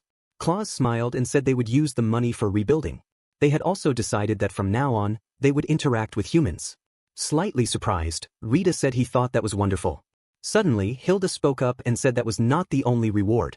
The elder and Claus turned toward her with questioning looks. Hilda told Rita that she had heard he did not even have a spouse yet. Rita looked confused and answered yes, waiting for her to continue. Hilda smiled widely and then boldly declared that because of that she, Hildigarda Edera, would become his wife. Everyone froze in shock. The small village fell completely silent. Rita's jaw dropped in disbelief. Panicking, he grabbed his head and stammered internally, wondering what she was saying. The elves reacted in shock, unable to believe that Hildigarda had said such a thing. One elf remarked that Hilda was doing the same thing as her older sister. Another asked in disbelief if Hilda had truly said she would marry a human. Hilda angrily demanded to know if they had just referred to her in that way. Mina then tugged on the elder's robe and innocently asked if Hilda One-chan also had an older sister. The elder patted her head and said that was right, and that he would have to explain it to her and to their son-in-law as well. Rita gave an awkward smile and asked in surprise about being called a son-in-law. The elder proudly confirmed it. He explained that Hildigarda had an elder sister. Among the few children in the village, the two sisters had shared a strange and very special bond. But around 50 years ago, when Hilda had reached the age of 260, her sister eloped and rebelled against the tribe. And she had done so with a human. Since then, Hildigarda's hatred for humans had only grown stronger. Hilda shouted, her voice trembling with despair and fury, demanding how those human scum dared to take her sister away from her. As an act of rebellion against the sister who had abandoned her and broken the elven law of having no interaction with humans, she devoted herself to becoming a warrior. Hilda scoffed and declared that love and romance were meaningless. She would live only as a warrior. Remembering that moment, Claus mockingly repeated her old words about living as a warrior. But suddenly, Hilda slowly called his name in a low and threatening tone. She grabbed her sword and attacked him at once. Claus laughed and declared that he would not lose in close combat. The elves cheered loudly as they watched Claus and Hilda clash swords. With an awkward smile, Rita asked if she had only been joking about the marriage. Mina immediately asked him if he was not glad instead. Afterward, morning arrived. A magic circle had been drawn into the ground. Kate cheerfully said he would come play next time. Mina happily replied that she would be waiting for him. Hilda then called out to Rita and said she would not be able to stay with him for a while, but he should not be too sad. She promised that she would come to his place soon. Rita awkwardly reacted, realizing she was still serious about that matter. Hilda smiled widely and said she finally understood her sister's feelings. She now realized that it was natural to live with the man one had fallen in love with. Rita looked shocked and wondered if she had truly fallen for him. Hilda shouted back that she would never joke about something like that. She had fallen in love with a man like him from the bottom of her heart. Claus suddenly interrupted and mockingly repeated her old words again about living as a warrior. Hilda flinched, then punched him in the face in annoyance. The elder patted Rita's shoulder and said that things had turned out this way, son-in-law. Rita responded with an awkward laugh.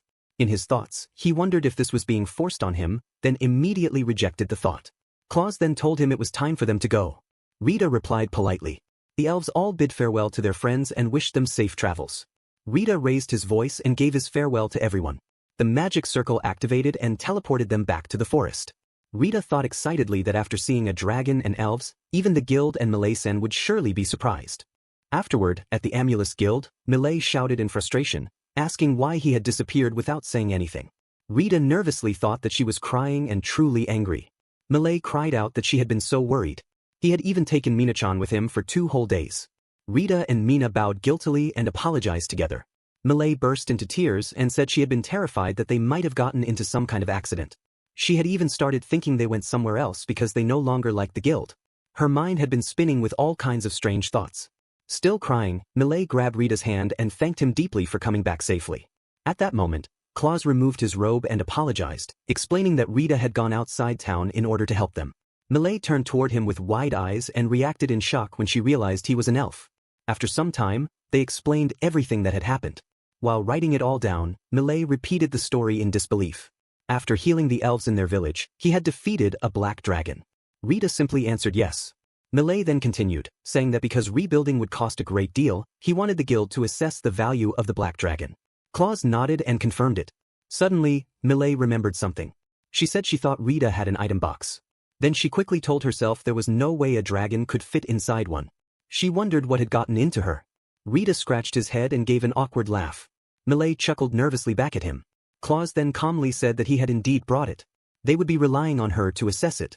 Melia flinched and shouted in shock, telling them not to take it out inside the building. She said no one in this remote guild could assess something like that. Claus remarked that this was troublesome.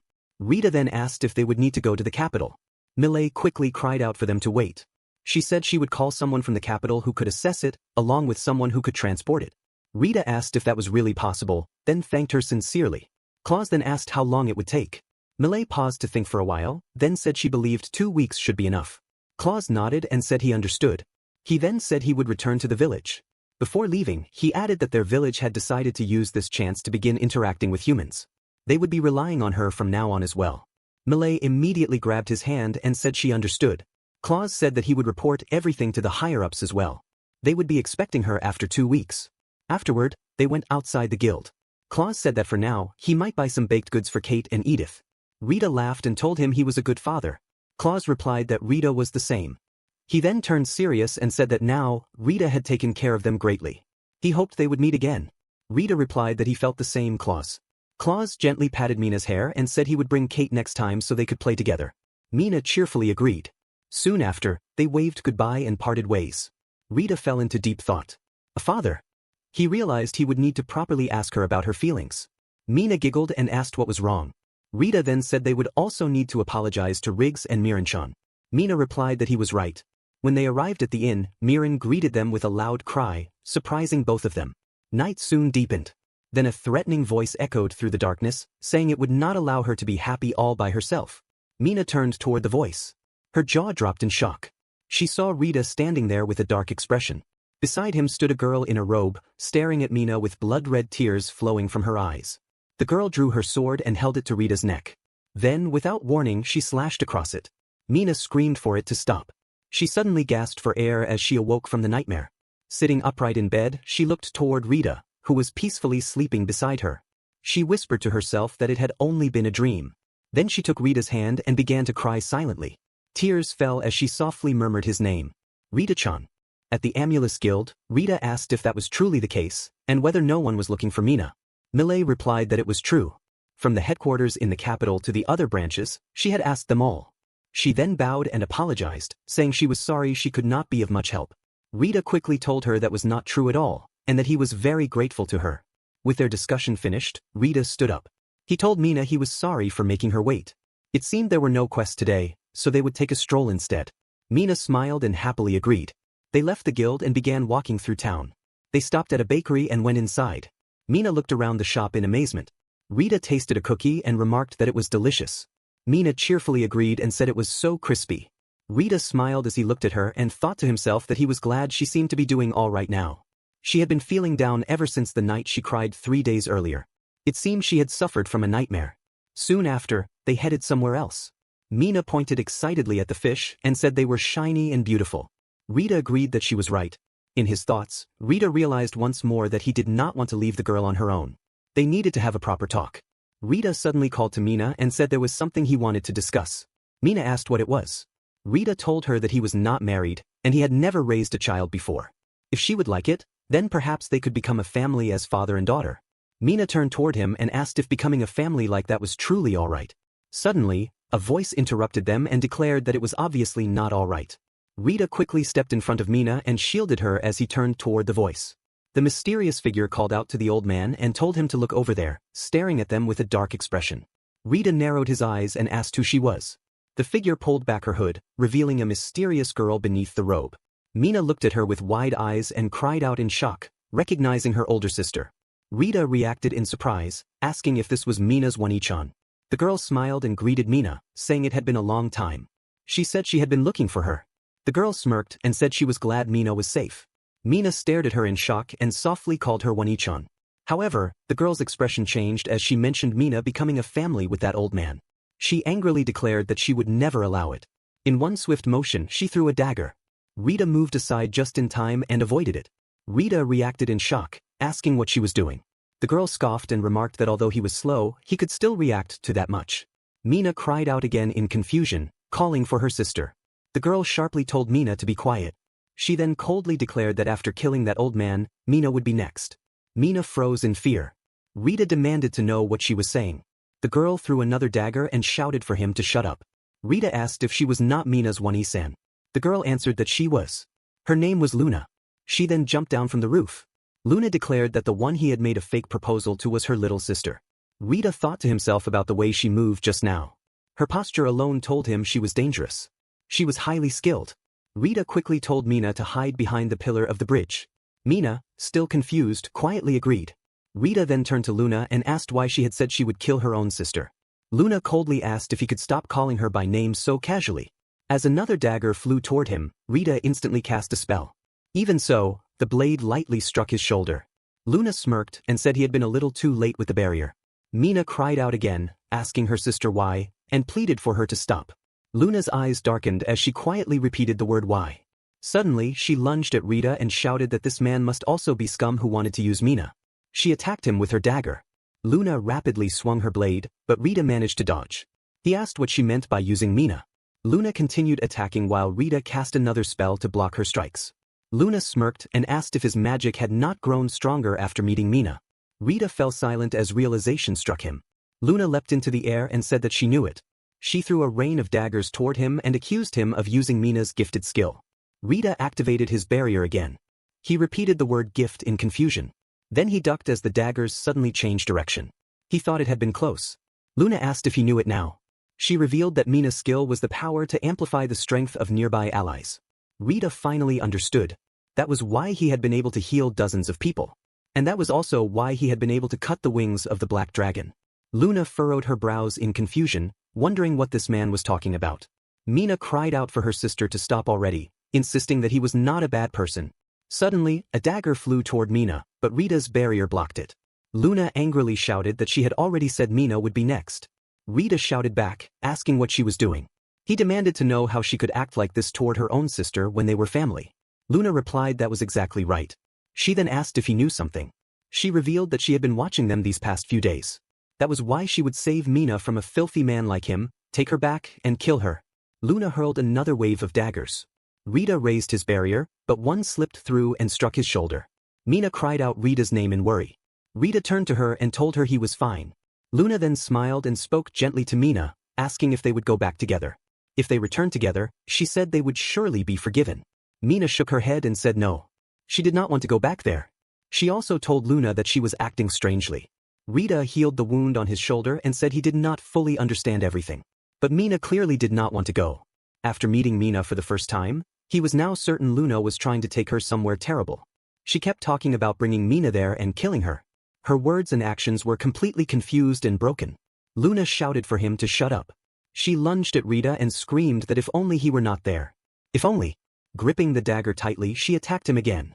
Rita shouted that they should talk this out. Mina cried out to her sister not to hurt her dad. Rita activated his barrier. Suddenly, Luna froze in place. Rita looked at her in surprise. Luna gritted her teeth. The color of her eyes changed as tears began pouring down her face. She said it was not fair. In a voice filled with despair, she asked why. Tears continued streaming from her eyes. Then she suddenly collapsed to her knees and cried out in pain. Rita called out to her worriedly. Luna immediately jumped away from him and shouted for him not to come near her. She covered her head with her robe and looked at them with tears in her eyes. Then she leapt into the air and fled farther away. Rita quietly muttered about the eyes she had shown just now. Mina ran toward him and called out his name. She quickly asked if he was all right. Rita replied that he was fine. He then asked about Luna. Mina said that she was also all right. Mina suddenly called to Rita again and said she had been truly happy when he said he wanted her to become his family. Rita replied that he also wanted to be her family. Mina began trembling and said that Luna was also her family. She had been acting very strangely that day. Something was clearly wrong with her. Mina held Rita's hand and pleaded with him to save her. Rita embraced her and told her not to worry, because he would do something. Mina quietly answered that she understood. Afterward, back at their inn, Mina had fallen asleep. Rita sat alone in the corner while reading a book. He quietly muttered to himself that he would definitely do something. Mina recalled a memory from before she met Rita. At that time, she had been living together with her sister inside a certain underground organization.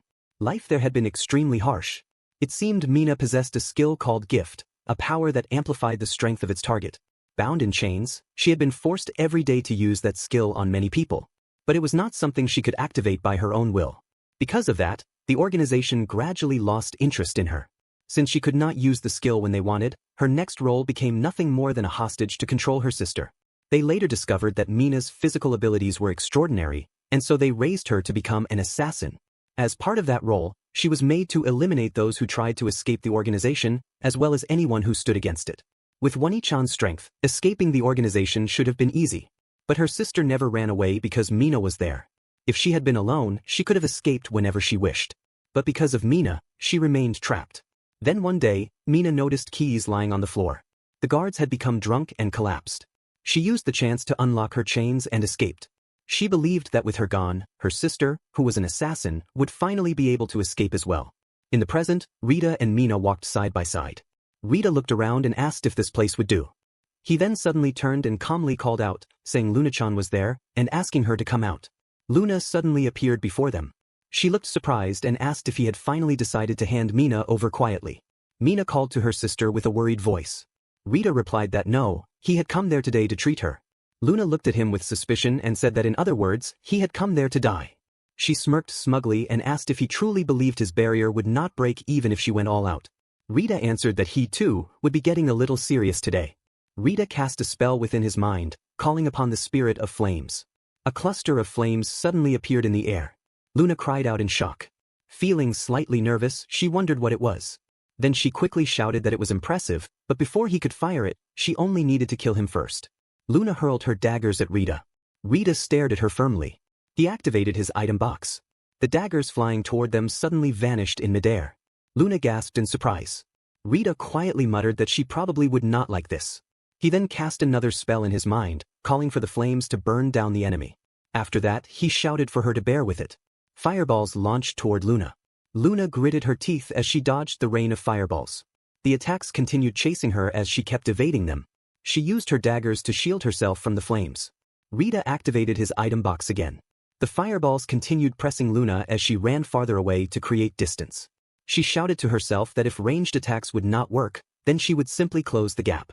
In the next moment, Luna suddenly appeared behind them. Mina cried out for her sister. Rita calmly cast another spell, summoning a wind shield. A magic circle suddenly appeared beneath Luna. She furiously clicked her tongue and realized he had lured her in. A violent burst of wind exploded upward, sending Luna flying as she cried out in pain. Rita said that with this, he could catch her now. He cast another spell in his mind, calling for something to bind her. A chain suddenly appeared, and Rita shouted the spell's name. The chains wrapped around Luna's body. Rita caught Luna in his arms and said that was enough. Mina sighed in relief and softly called to her sister. Luna glared at Rita furiously and demanded to be released. She then turned to Mina and asked what she was trying to do, even after leaving her behind. Mina shouted back that she was wrong. Luna clenched her teeth and threatened that after taking Mina back, she would kill her. Rita smiled gently and told Luna-chan that she had worked hard enough. It was all right now. Luna stared at him in confusion and demanded to know what he meant. Rita then cast another spell to remove control. He touched Luna's face, and a magic circle appeared. Luna cried out loudly. At that moment, a memory flashed before her eyes. It was clearly the face of the leader of their rival organization. The men smiled wickedly and praised Luna for her work. They said she had done well, and that it was time for the next task. The man then raised the cane of domination and called upon its power. He ordered Luna Pairs to bring back her sister, Mina Pairs, who had escaped. If anyone stood in her way, she was to kill them. Luna reacted in panic, asking what was happening. Black smoke burst out from the cane. Luna's eyes slowly turned black. She cried out in pain. The man cursed angrily, blaming everything on the child who had run away. He continued using the cane of domination. Luna trembled in pain and quietly muttered Mina's name. Later, Luna stood at a high place, watching from above. She smirked and said that she had found Mina now. They should return home. But a voice suddenly rose within her mind, rejecting that thought. It said she would not take Mina back. Luna dropped to her knees and silently cried out in pain. She whispered Mina's name and insisted that she had to take her. Her eye color shifted. Tears flowed from Luna's eyes as she continued murmuring Mina's name. From above, she watched Mina smiling brightly. Another voice inside her thoughts said with relief that Mina was happy. Luna suddenly cried out as a violent headache struck her. She asked why Mina alone was allowed to be like this. Mina continued smiling sweetly as a hand gently patted her head. Watching that scene, Luna muttered that it was not fair. The voice in her mind became confused, asking what she even was. Luna fell to her knees again, repeating over and over that it was not fair. Inside her mind, Luna shouted for it to stop. Her emotions were spiraling out of control. She screamed for it to end, saying she was being swallowed whole. Still, she kept whispering that it was not fair. With growing frustration, Luna realized she could no longer control the domination. Her reason slowly faded away. In her thoughts, she desperately pleaded for someone to help her. Slowly, her eyes turned completely black. Tears streamed down her face. Luna muttered that she would kill Mina. Yet even as she said it, tears kept falling while she weakly begged for someone to save her. Rita immediately answered that he would save her right now. A bright light shone around them. Suddenly, the darkness in Luna's eyes began to crack, then shattered completely. Her eyes returned to normal. She stared ahead with wide eyes as tears ran down her cheeks. Mina worriedly called out to her sister. Luna suddenly jumped away from Rita's arms. Mina called to her again and tried to approach. Luna shouted for her not to come closer. Tears began flowing from her eyes once more as she cried out that she had done cruel things. Mina shook her head and cried that it was fine. She said she knew her sister well. Luna apologized. She admitted that when she saw Mina living happily there, she became jealous and thought about why only Mina could have that happiness. Then she had been consumed by rage. Mina moved closer and cried out her own apology, saying she was sorry for escaping alone. She pleaded with her sister. Luna told Mina it was not her fault and that she did not need to apologize. Then Luna suddenly turned toward Rita and called to him. Rita looked at her, waiting quietly. Luna asked him to please take care of Mina. She said she would go back and tell them that Mina had been killed. She would handle the rest somehow. Mina reached out to grab her and called to her in confusion, asking what she was talking about. Rita immediately shouted that she could not do that. Luna shouted back that if she did not, they would come searching for them. Rita firmly replied that he would deal with them as well. He said he would protect her. He asked her to stay together with them. Her fists clenched tightly. Rita continued, saying that Mina had said she wanted to become his family. If that was true, then Luna was also his family. Luna gave a bitter smile and sighed, saying it sounded almost like a proposal. Rita held her and shouted that she could call it whatever she wanted. She had seen that Mina was happy, right? Then he would make Luna happy too. He asked her to become a family with them. Luna stared at him in speechless surprise. Then she cried deeply and agreed. She looked at him with a smile and said she would be in his care. Mina tightly hugged Luna and cried out for her sister again. Rita embraced both of them as Mina called to her once more. Luna sobbed and softly apologized for making her worry. The three of them quietly cried together in Rita's arms beneath the vast and silent sky. They returned to the inn. Mina happily ran in calling for her dad, giggling as she did. Miran looked surprised and remarked that even the way she called him had changed. Mina looked incredibly happy. Riggs then suddenly turned to Luna and asked who she was. Luna shyly introduced herself as Luna Dixon, Mina's real sister, and greeted him politely. She then noticed Rita staring at her and asked what it was. Rita explained that he was only wondering what she would call him. Luna paused, clearly finding it difficult to answer. She sank into thought for a moment. Then an idea suddenly came to her. Luna gave a small chuckle and suggested that she would call him Papa. Riggs laughed and repeated it, wondering if there was some deeper meaning behind it. Mirin excitedly reacted, thinking he had proposed to her. Luna calmly agreed and explained that since he had already proposed while having a daughter, then she should naturally call him Papa as well. Rita quickly waved both hands in denial, reminding them that she was still a minor. Luna stepped closer and lightly pointed out that she would become an adult next month.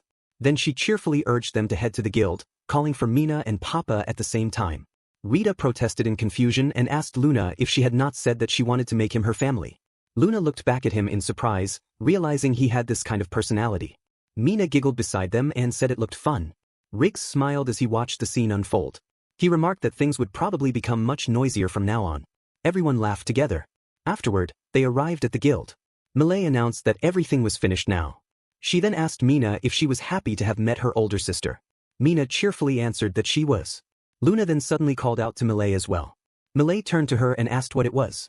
Luna casually declared that they would visit again next month so Rita could make her his wife.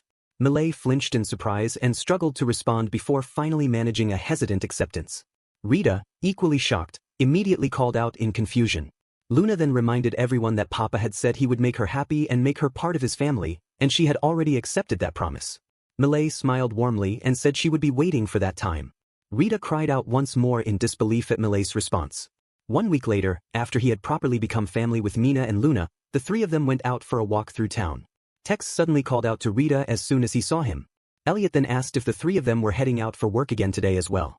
Rita greeted both of them politely and explained that someone had been injured that morning, and he was only returning after helping there. Elliot responded that the weather was getting warmer, and because of that, the monsters were becoming more active. He then warned Rita to be careful too. Luna confidently stepped in and said there was nothing to worry about. Even if monsters appeared, she would deal with them herself. She then cheerfully turned to Rita and called him Papa, asking for agreement. Rita awkwardly gave a simple confirmation. Elliot let out a chuckle and said he would be counting on her. Rita quickly added that he still did not want them acting recklessly. Tex laughed and said it was fine since the two of them were overflowing with energy. Then Tex suddenly pulled Rita closer and quietly brought up another matter. He suggested they head to a nice pub for drinks. Rita admitted that he truly wanted to go, but if his daughters found out, it would be frightening. Luna then called for Papa and announced that they should return for lunch already. She added that both she and Mina were starving. Tex responded that he did not want Rita getting into trouble. Rita agreed and said it was more serious than that. He imagined Mina looking at him with disgust, refusing to let him come near, and his heart breaking apart from it. In that image, he was nothing more than a filthy father. Mina suddenly called for Dad, snapping him back to reality. Rita scratched his head, apologized, and said they should get going. He waved farewell to the two men. While walking back to the inn, Luna suddenly called out to Papa again. Rita turned toward her.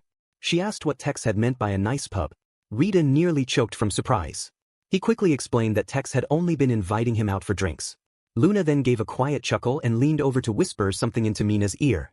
Mina immediately grabbed onto Rita and called him dirty. Rita turned pale in shock. Mina then looked toward Luna and asked if she had done well. Luna laughed warmly and praised Mina for doing a good job. Rita firmly said that he truly would not go there. Later, back at the inn, Mina and Mirin cleaned together while Luna helped Riggs with the cooking. Then a voice suddenly called from outside, asking if Rita Dixon lived there. Meanwhile, Rita was in his room studying magic when a loud knock suddenly broke his focus. Mina opened the door and excitedly called for Dad, saying there was a customer. Luna added that it was a girl. Rita looked curious and wondered who it could be. Mina suddenly realized she had forgotten to ask for the visitor's name. Luna then teasingly wondered if it might be Papa's former lover who had come back to reunite with him, adding that she would get serious if that were the case. Rita turned to her in shock, unable to understand what she meant by that. He went downstairs and saw a young woman standing at the entrance.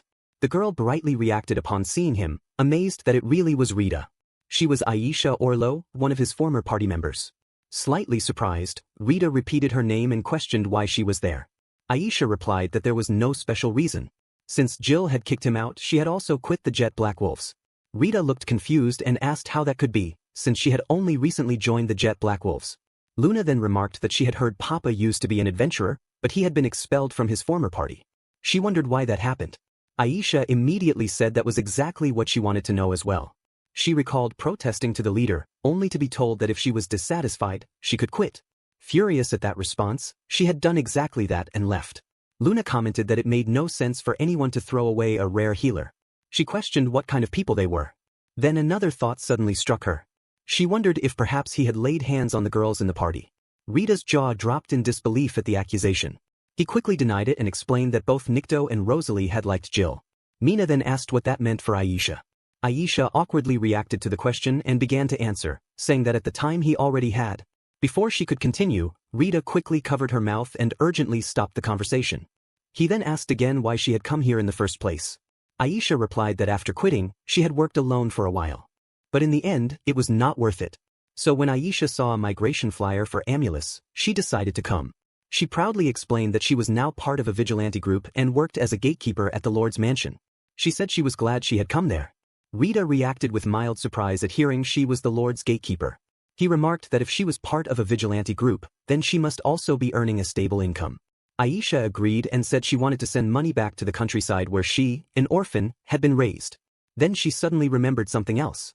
She explained that she had learned about him through rumors, and they were incredible rumors at that. It was said that he had defeated a dragon in the elf village. Luna looked deeply shocked upon hearing that and questioned the part about an elf dragon. Mina proudly answered that Dad had truly worked hard. Aisha admitted that she had first thought it was simply another person with the same name. She then asked if the rumors were true. Rita gave a small chuckle and honestly said that even he was surprised himself. Both Luna and Aisha froze in disbelief. After a pause, Aisha calmly remarked that in only 3 weeks, there was now an enormous difference between him and Jill. Rita then asked if perhaps the jet black wolves had failed to rise to B rank. Aisha replied that it was worse than that. Jill and Gilliam had become bandits and were now wanted criminals. Rita gasped in shock and immediately asked how that had happened. Aisha explained that before coming here, she had the chance to speak with Rosalie. She remembered asking if Rosalie had quit the jet black wolves as well. Rosalie had answered that both she and Nikto had left. Rosalie explained that even after driving Rita out, Jill and Gilliam still refused to change their equipment. If they were badly injured, they might even die because of it. She added that the worst case was Jill. He was always absent-minded and lost in a daze. He kept insisting that even without someone like that, things would be fine. Rosalie said he repeated those words so often that it almost seemed like he was possessed. It was difficult to understand. Aisha had then asked if Rosalie had not been in love with Jill. Rosalie only smiled and admitted that she had been, but she had already given up on it. Aisha finished explaining that after everything happened, they could no longer pay their treatment fees. They borrowed money, ran away, and eventually became bandits. Rita was left speechless, stunned by everything he had just heard. He scratched his head, looking somewhat disheartened. He quietly reflected that when he had first joined the party, even though there had been rough moments, they had once been kind people who laughed often. Mina looked at him with concern and softly called for Dad. Luna gently patted his head and told him that it no longer concerned him now. Aisha agreed and said that was true. Then, setting that matter aside, she admitted she had been wanting to ask something for a while. She looked at the girls and remarked that they were both incredibly cute. With a teasing tone, Aisha wondered if he had perhaps stolen them. Rita immediately cried out in denial, unable to understand why she would think such a thing. Aisha laughed and said it had only been a joke. Luna then suddenly added that although he had not stolen them, he had already stolen her heart. Aisha burst into laughter while Rita quickly called out to Luna, trying to stop her. Aisha then introduced herself properly as Aisha Orlo, Rita's former party member. Mina introduced herself as Mina Dixon, his daughter. Luna followed after her, declaring that she was Mina's sister and Papa's wife, Luna Dixon. Aisha reacted by saying the situation sounded complicated. Rita quickly raised his voice and corrected it, insisting that she was his daughter as well, and that both of them were his daughters. Aisha then turned to the other girl and asked about her, noting that she was cute too. Miran introduced herself and eagerly said she wanted to hear stories about his adventures. Aisha understood and noted that she must be the inn-owner's daughter. Mina then excitedly asked if it would be stories about Dad, saying she wanted to hear them too. Aisha asked Rita if that was acceptable. Rita smiled and said he did not think his life as an adventurer was all that interesting. He admitted it felt embarrassing to talk about himself, so he asked her to do it instead. Luna immediately said she especially wanted to know about his relationships with women. Rita quickly asked Aisha to leave those parts out. She agreed at once. Aisha took a deep breath and proudly announced that she would now tell the story of how she had been saved thanks to Rita. Rita quietly grew uneasy, feeling anxious about where this was going. Aisha began by saying she would first explain how they had met. Then suddenly realization struck her and she loudly stopped herself, saying that was not it. She quickly turned to Rita and told him that the Lord had requested a healer named Rita. She added that she had already spoken with the guild, and that they would be leaving immediately in the carriage waiting outside. Rita cried out in complete shock. They entered the carriage. Rita, Mina, and Luna sat inside in silence. Rita suddenly asked what the Lord had to do with him, and why a carriage had even been sent for them. Aisha replied that she did not know, as she had only been told to bring him and nothing more. She added that she could guess the reason, but it was confidential. Mina curiously asked Aisha what kind of person the Lord was. Aisha said that he was a bit strange. Mina reacted with confusion at that answer. Aisha then explained that, among the nobles at least, it seemed he had abandoned all the land of his ancestors and built a town in that remote place near the border. Rita remarked that he was quite amazing. Aisha added that he also used to walk around the town with the vigilante group, and even helped the dwarves build the walls and houses. Luna commented that he truly was strange. Aisha said that because of that, there was a chance they had already crossed paths with him somewhere in town. Mina suddenly exclaimed in amazement at the sight before them. Aisha confirmed that it was the mansion of the Lord. She then asked if she could have a moment first. The coachman gave a signal to Aisha, and the carriage continued on its way. A sudden voice asked what the matter was. Luna yawned and casually said that they were guests. Rita and Mina looked at her in confusion. Rita peeked through the window and quietly reacted in alarm. Armed men had suddenly appeared and were walking toward them. The men gathered in front of the carriage and blocked its path. A voice mockingly praised him for stopping before being told to do so. The man who appeared to be their leader boldly said that since he was so kind, he should allow them to kill the ones inside the carriage. The armed men behind him wore cruel smirks. Aisha asked if they understood whose carriage that was and where it was headed. The leader shouted that it did not matter to him, as he was only speaking to the healer inside the carriage. Another voice suddenly answered that if it was the healer in the carriage, then the answer was no. Luna declared it out loud. She looked down at the men below with a smug expression. Rita called Luna's name in shock. Aisha shouted at Luna and asked what she was doing, warning that it was dangerous. One of the men suddenly gasped in pain, causing Aisha to turn toward the sound. Luna had appeared behind the leader and struck him down with a single blow. He collapsed to the ground unconscious. Aisha watched in shock. Another man angrily rushed forward and raised his sword to attack Luna. In one swift motion, Luna struck his neck with her dagger and dropped him as well. A nervous man cried out in confusion at her strength. 3 more men charged at her with weapons, but Luna moved with great speed, appearing behind them and cutting them down with her dagger. The remaining men stared in shock as their companions fell. Luna turned toward them with a wicked grin. They flinched at once. She dashed straight toward them. Voices rose in panic, questioning what kind of child she was. Others shouted to surround her and attack together. Cries of pain soon echoed one after another as Luna took them down one by one. Aisha watched the fight in stunned silence. She then recalled hearing of a very strong girl who had been helping the adventurers and the vigilante group subjugate monsters, a girl with dark skin and silver blonde hair. She realized that it had been Luna all along. Aisha suddenly snapped back to herself and shouted for Luna not to kill them, as they needed to capture them alive. Luna assured her that they were only unconscious. After the fight, they tied up the fallen men. Luna jumped down in front of Rita and looked at him with eyes clearly asking for praise. Rita awkwardly responded and admitted that she was amazing, but warned her not to be reckless.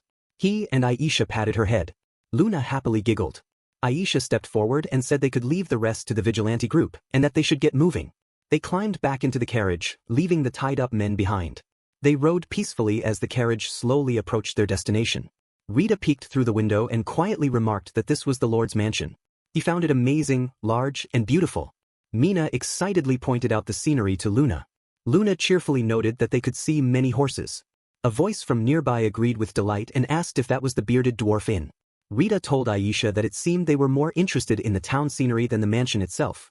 Aisha lightly laughed and agreed. At last, they arrived at the Lord's mansion.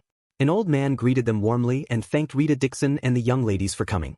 He introduced himself as the head butler, Meisel, and invited them inside, saying the Lord was waiting. They entered the mansion, and Meisel guided them to the Lord's room. As they stepped inside, the Lord thanked Rita Dixon for coming. He introduced himself as the Lord of Amulus, Tita Amulus Rodenvart. The woman beside him introduced herself as Gabriella Rodenvart.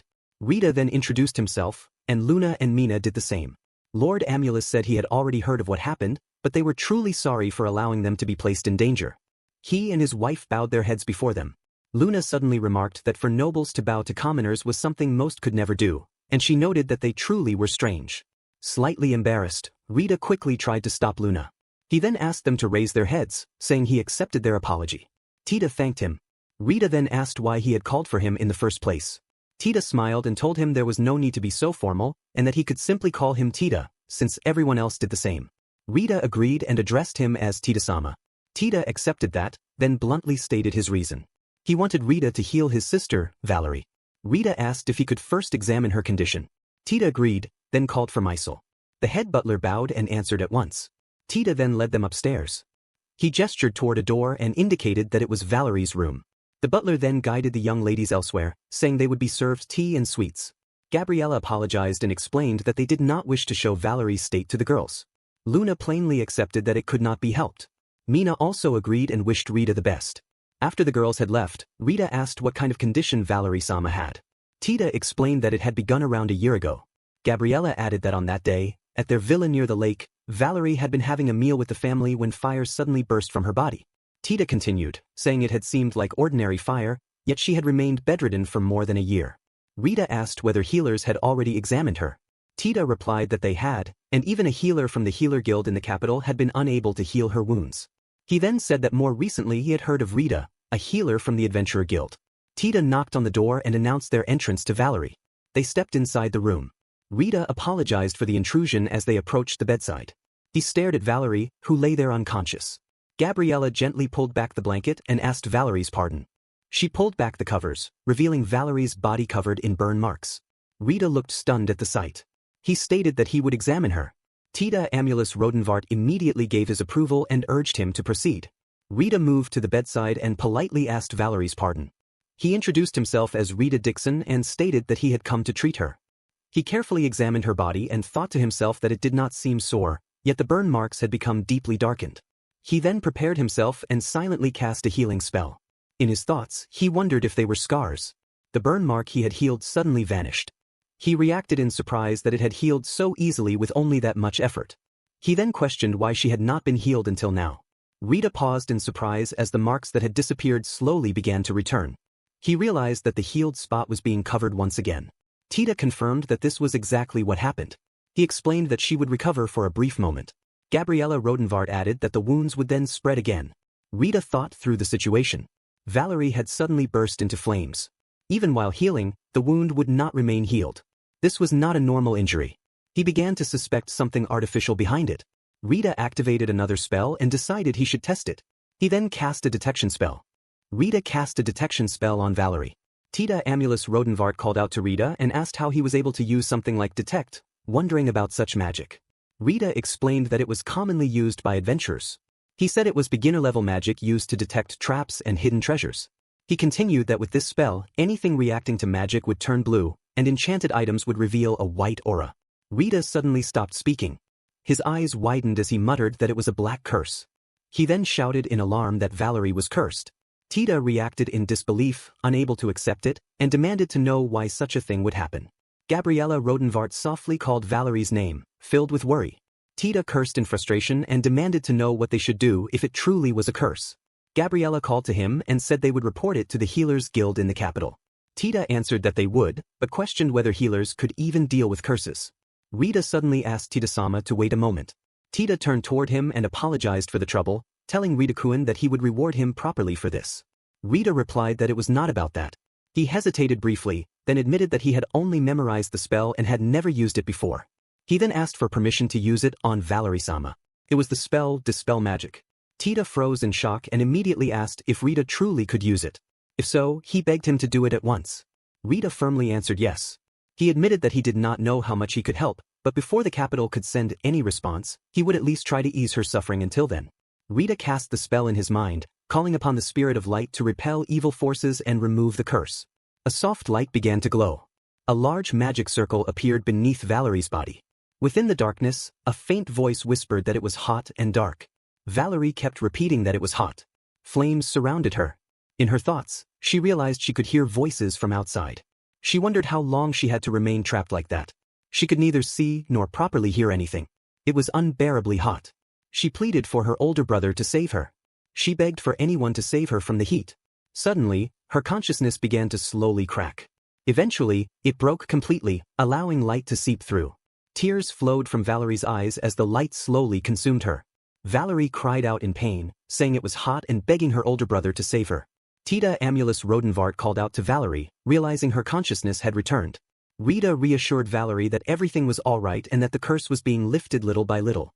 Valerie opened her eyes and asked who he was.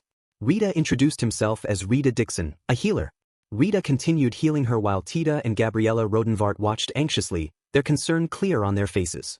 Valerie repeatedly called for her older brother in her thoughts. Another wave of pain struck, and she cried out once more. Tita softly whispered in amazement as he noticed the black scars covering her body. The dark marks on Valerie's skin slowly began to fade. Rita kept healing her while Valerie clung to him and cried out in pain. The black scar on her shoulder gradually disappeared. Gabriella wept in relief as she saw the marks vanishing one after another. Rita urged Valerie to endure a little longer, promising he would do all he could. Valerie weakly smiled and answered yes. She softly called Rita-sama's name before crying out again from pain. Rita thought to himself that this was difficult. It was consuming a huge amount of his mana, and he could no longer control it. Sweat poured from him as he realized the danger. It would not stop. It felt as if his mana was being completely drained away. The light surrounding them grew even brighter. Tita and Gabriella covered their eyes from the intense glow. Then all at once, the light vanished. Tita asked what that powerful light had been just now. The glow around Rita and Valerie fully faded. Rita weakly apologized to Valerie-sama. Valerie softly answered yes. Rita then whispered that he had reached his limit, before collapsing unconscious into her lap. Valerie cried out in surprise. Tita immediately called to Valerie and asked if she was all right. She answered yes and said it was all thanks to Rita-sama. Nikto then told him that he needed to learn how to control his mana. Rita simply answered yes. He cast a wind blade spell. Nikto praised him and said that was good. She then explained that it was just like alcohol. If he poured only small amounts, it would not go to waste. Nikto explained that if he poured everything in at once, it would overflow, be wasted, and the container would become empty in an instant. Rita smiled and agreed. Nikto then said it worked something like that. She cast a spell in her mind, calling upon the spirit of flames. Small flame balls began flying toward the beasts. Rita watched in surprise. Nikto explained that if he did not do it that way, then this was what happened. She cast another spell, again calling upon the spirit of flames. This time, large flame balls appeared and shot toward the enemy. Rita cried out in shock for her to wait. The flame balls exploded. Jill angrily shouted in frustration, demanding to know if they were trying to kill them as well. Gilliam remarked that wiping out the goblins in a single strike was impressive, then laughed. Nikto asked Rita if he understood now. Rita scratched his head and awkwardly replied that he did, and that he would try his best. Nikto told him that he surely could do it. Rita suddenly woke from the dream. He muttered that it had only been a dream. He reflected that he had failed to control his mana, ran out of it, and fainted. He realized he still could not do the thing he had been taught long ago. Tita Amulus Rodenvart suddenly called out, saying he was awake now. Rita flinched in surprise. He quickly turned toward him and apologized for borrowing the bed. Tita told him not to worry about it, as he was his sister's benefactor. Tita then explained that he had others use detect on Valerie, and the curse had truly been lifted. Rita smiled in relief and said that was good to hear. He then asked about the girls. Tita smiled and answered that Mina and Luna had entered the bath with everyone. Outside the mansion, a voice told Valerie to watch her steps, reminding her that she had only just recovered from illness.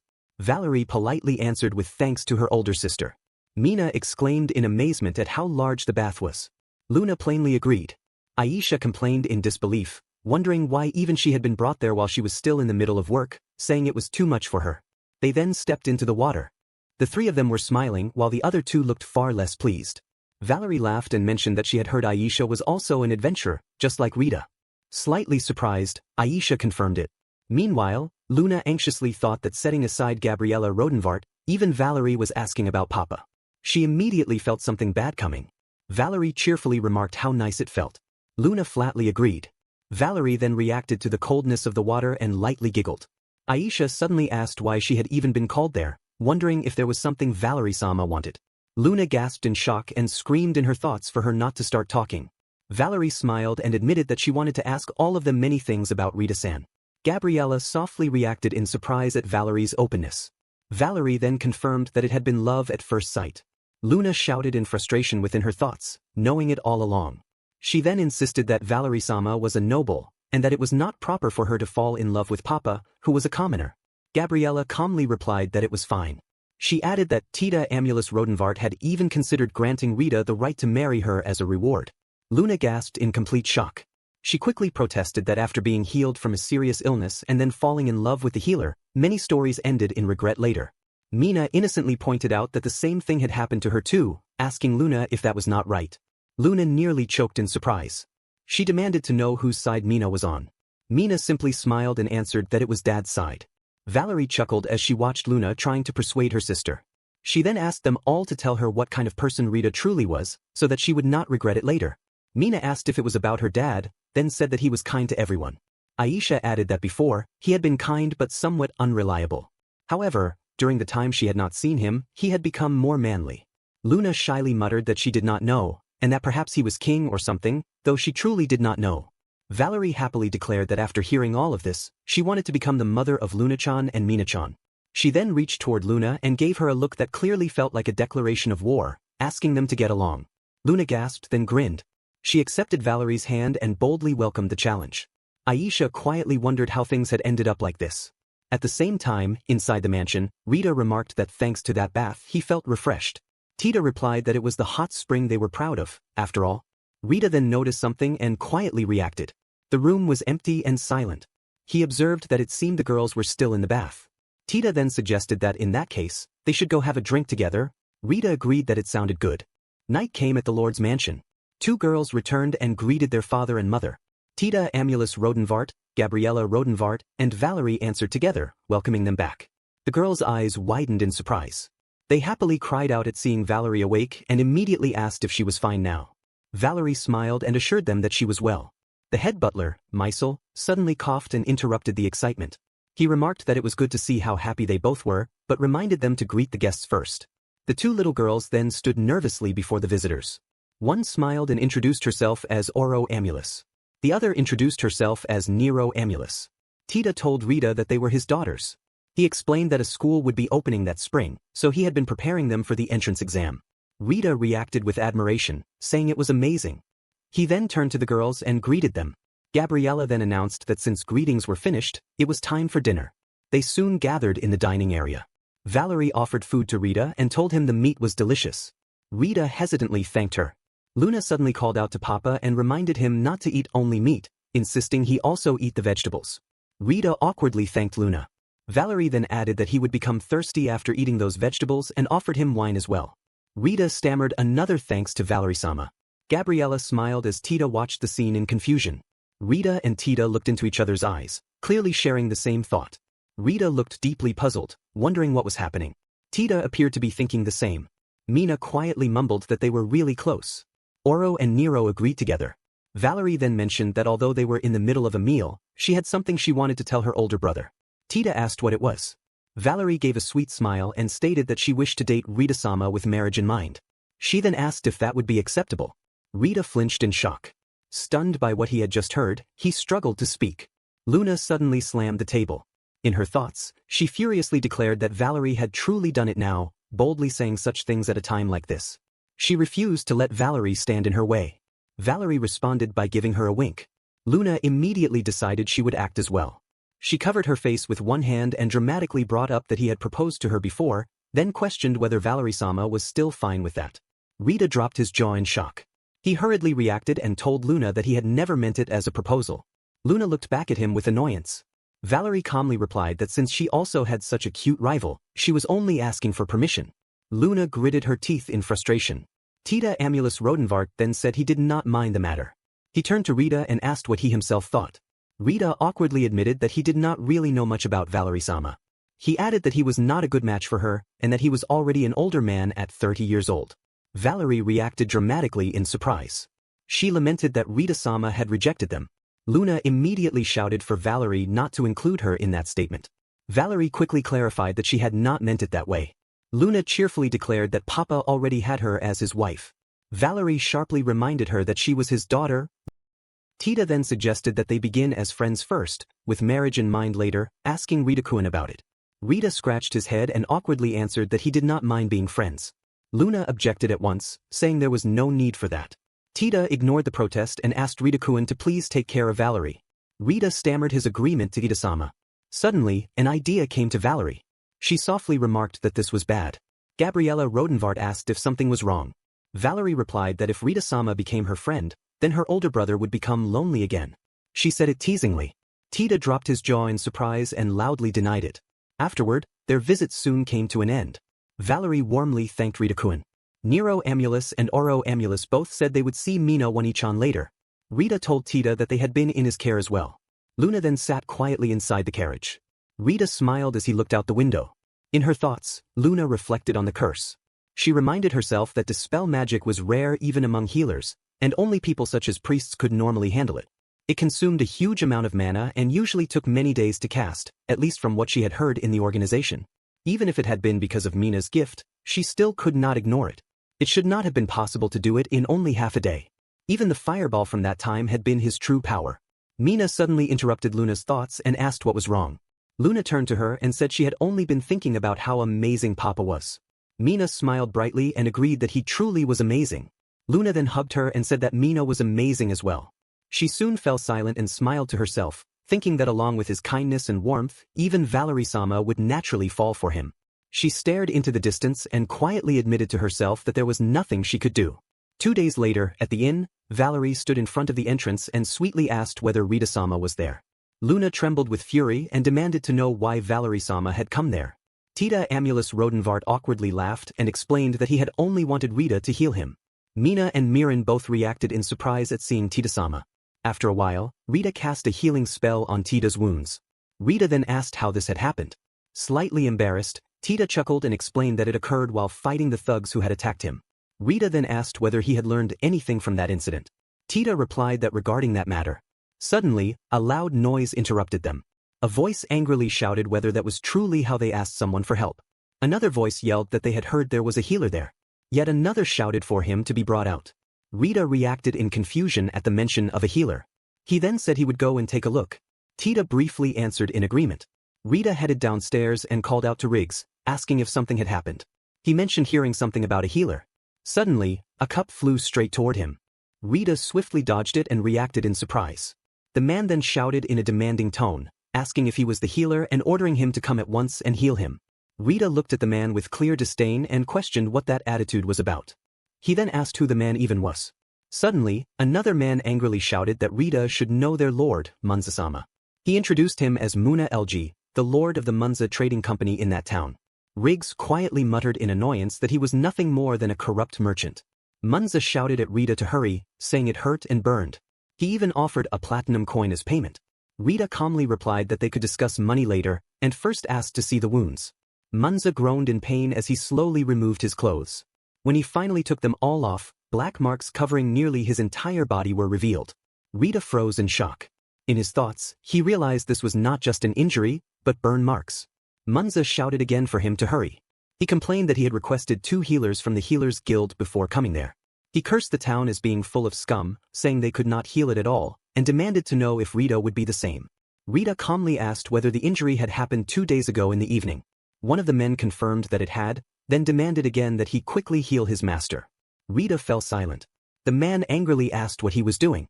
Rita recalled what he had read in the book about using Dispel. If the curse was lifted successfully, it would return to the caster. Rita then addressed Munza-san and explained that when Dispel succeeded, the curse seemed to go back to whoever had cast it. One of the men angrily called out to the healer and accused him of mocking them.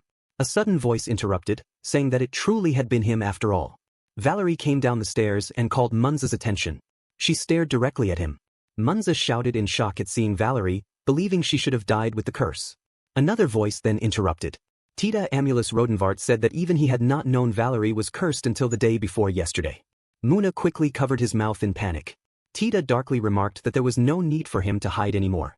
He explained that when his carriage had been attacked a few days earlier, the captured thugs had mentioned his name during questioning. Valerie coldly observed that he could no longer talk his way out of it now. Munza gritted his teeth. He silently watched them and thought to himself that before him stood the head of the house and 3 brats, with 2 of them from the Amulus family. He wickedly chuckled. Munza then shouted at Tita Amulus Rodenvart, declaring that he would regret coming into town without any guards. He immediately ordered his men to kill everyone except the healer. Armed men burst into the room and charged straight at them. Rita remained calm and cast a spell in his mind, commanding them to be bound. He used chain bind. In an instant, chains appeared and tightly wrapped around the enemies, completely immobilizing them. Luna darted forward with swift precision and kicked Munza directly in the face, sending him flying into the wall with a heavy crash. He cried out from the impact. Luna remarked that those men were truly lucky, as she did not want to spill blood inside the inn. Munza gasped nervously. He turned toward his men, his voice trembling as he demanded to know what they were doing. but his men only staggered unsteadily before collapsing unconscious onto the floor. Valerie stepped forward and fixed a cold gaze on Munza. She demanded to know why he had cursed her. Munza swallowed hard, too stunned to answer. Valerie moved closer beside Luna, gripped her dagger, and lightly pressed it against Munza's neck. She coldly ordered him to speak. A thin line of blood trickled from his neck as sweat poured down his face. At last, Munza answered with a shaking voice. He admitted that it was because the school Valerie-sama had proposed was interfering with their trade. Luna and Valerie both reacted in disbelief. Valerie calmly accepted the answer, then struck him hard in the face. Munza collapsed to the floor unconscious. Rita suddenly called out in surprise at the arrival of Texas. Tex strode into the room, grabbed Munza by the neck, and smiled as he remarked that it seemed he had not been needed as a guard after all. Tita laughed and agreed that it seemed so. Tex then stated that he would lock them up. Tita replied that he should, adding that he had many things to ask Munza as well. After a while, outside the inn, Tita turned to Rita and apologized for causing trouble. Valerie apologized to Riggs for everything that had happened. Tex waved at Rita and said they would drink again tomorrow. He then gave his farewell. Rita waved back and agreed, telling Tex he would see him later. Rita let out a deep sigh. He remarked that one case had been solved. He then wondered how Munza had managed to obtain tools capable of cursing others. After thinking for a moment, he decided to leave that matter to Tita Amulus Rodenvart. Rita then patted the heads of Mina and Luna. He suggested that they head to the guild and look for some quests. Mina cheerfully agreed. Together, the three of them walked toward the guild. Meanwhile, in the capital, a woman sat at her desk. Amanda Rowe reflected on how Rita Dixon was not a member of the Healer Guild, but instead belonged to the Adventurer Guild, while providing treatment at low cost. She worried that the Adventurer Guild had likely found his weakness and was making him overwork himself. She then declared that Rita Dixon should wait for her, because Amanda Rowe would surely save him. But when she glanced at the towering stack of paperwork on her desk, she slumped back into her seat. She admitted that first, she would have to deal with those piles of documents. Rita arrived at the vast mountain together with Mina and Luna. Waiting there was Eric, and it had already been around 3 weeks since they last met. The reunion was warm and simple. Eric also checked on Mina, who looked just as cheerful as ever. Mina then wondered why Eric was at a place like this. The answer was practical and very fitting. The transport of the Black Dragon would be handled by Eric's corporation. Rita immediately understood.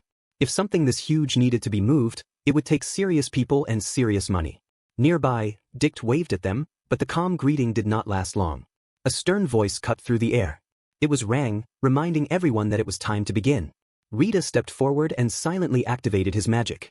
In an instant, the lifeless black dragon appeared on the ground. Its enormous body covered the area like a fallen fortress. Luna froze in shock. Even veterans around them could not hide their reactions. Tex noted that it had been around 10 years since he had seen a dragon this large. Gabriella stared in surprise, while Tita quietly admired the sheer size of it. Then the kingdom's A-class storage clerk stepped forward. With one clean spell, the massive dragon vanished from sight. Just like that, a monster large enough to shake armies was packed away like cargo. Efficient people were terrifying in their own way. Rita calmly left the rest in their hands. Claus and Rang began discussing payment.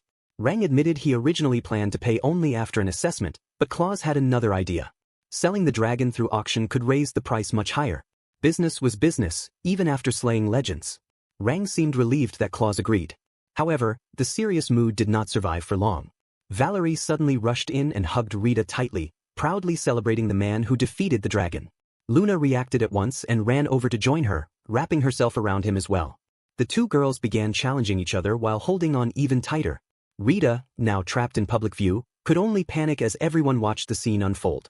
Mina and Valerie then looked at each other, both smiling with the same dangerous idea. Instead of stopping, they became even more united. Rita turned bright red and realized something unexpected. These two somehow got along far too well when it came to troubling him. Still, part of him knew that was better than them fighting. At that perfect moment, Eric cleared his throat and asked for a moment of Rita's time.